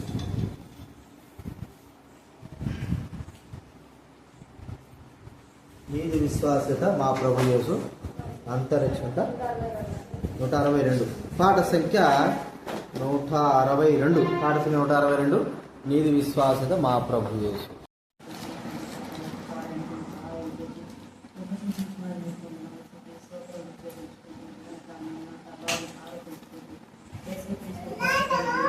చూడు. ఆమేన్. నాది గమించేను నేను ప్రేమించే నీ ఆజ్ఞలను అనుసారించు మనుజావలికే నేను ప్రేమించే నీ ఆజ్ఞలను అనుసారించు మనుజావలికే నిబంధనను స్థిరముగా చేసి నిబంధనను స్థిరముగా చేసి నిరతము నల్లరా రేడు మా ప్రభువా నిరతము నల్లరా రేడు మా ప్రభువా ప్రబలన్ని రక్షణ మా విభవా ప్రబలన్ని రక్షణ మా విభవా నా మీదికి లేచి బాధించువారు నా మీదికి లేచి బాధించువారు వానికి రక్షణ లేదాను వారు వానికి రక్షణ లేదాను వారు వేలాదిగా నిలచినారు వేలాదిగా నిలిచినారు ప్రణుతేంతు మా యెహోవా ప్రబలన్ని రక్షణమా విభవా ఎలుగెత్తి యెహోవా సన్నిధి అందు విభవా ప్రబలన్ని రక్షణమా విభవా రక్షణనే చోట మన యెహోవాది రక్షణనే చోట మన పశ్చాత్తాపముతో ప్రభుని చేరి చేత ఆయుధము పట్టుకొని ఇంటిని కట్టేదమా ఒక చేత ఆయుధము పట్టుకొని ప్రభు ఇంటిని కట్టేదమా విలపేందువా నెహమ్యావలే విలపేందువా ఎజ్రావలే విలపేందువా నెహమ్యావలే విలపేందువా ఎజ్రావలే కూర్చుండే దుఃఖముతో ఉపవాసముతో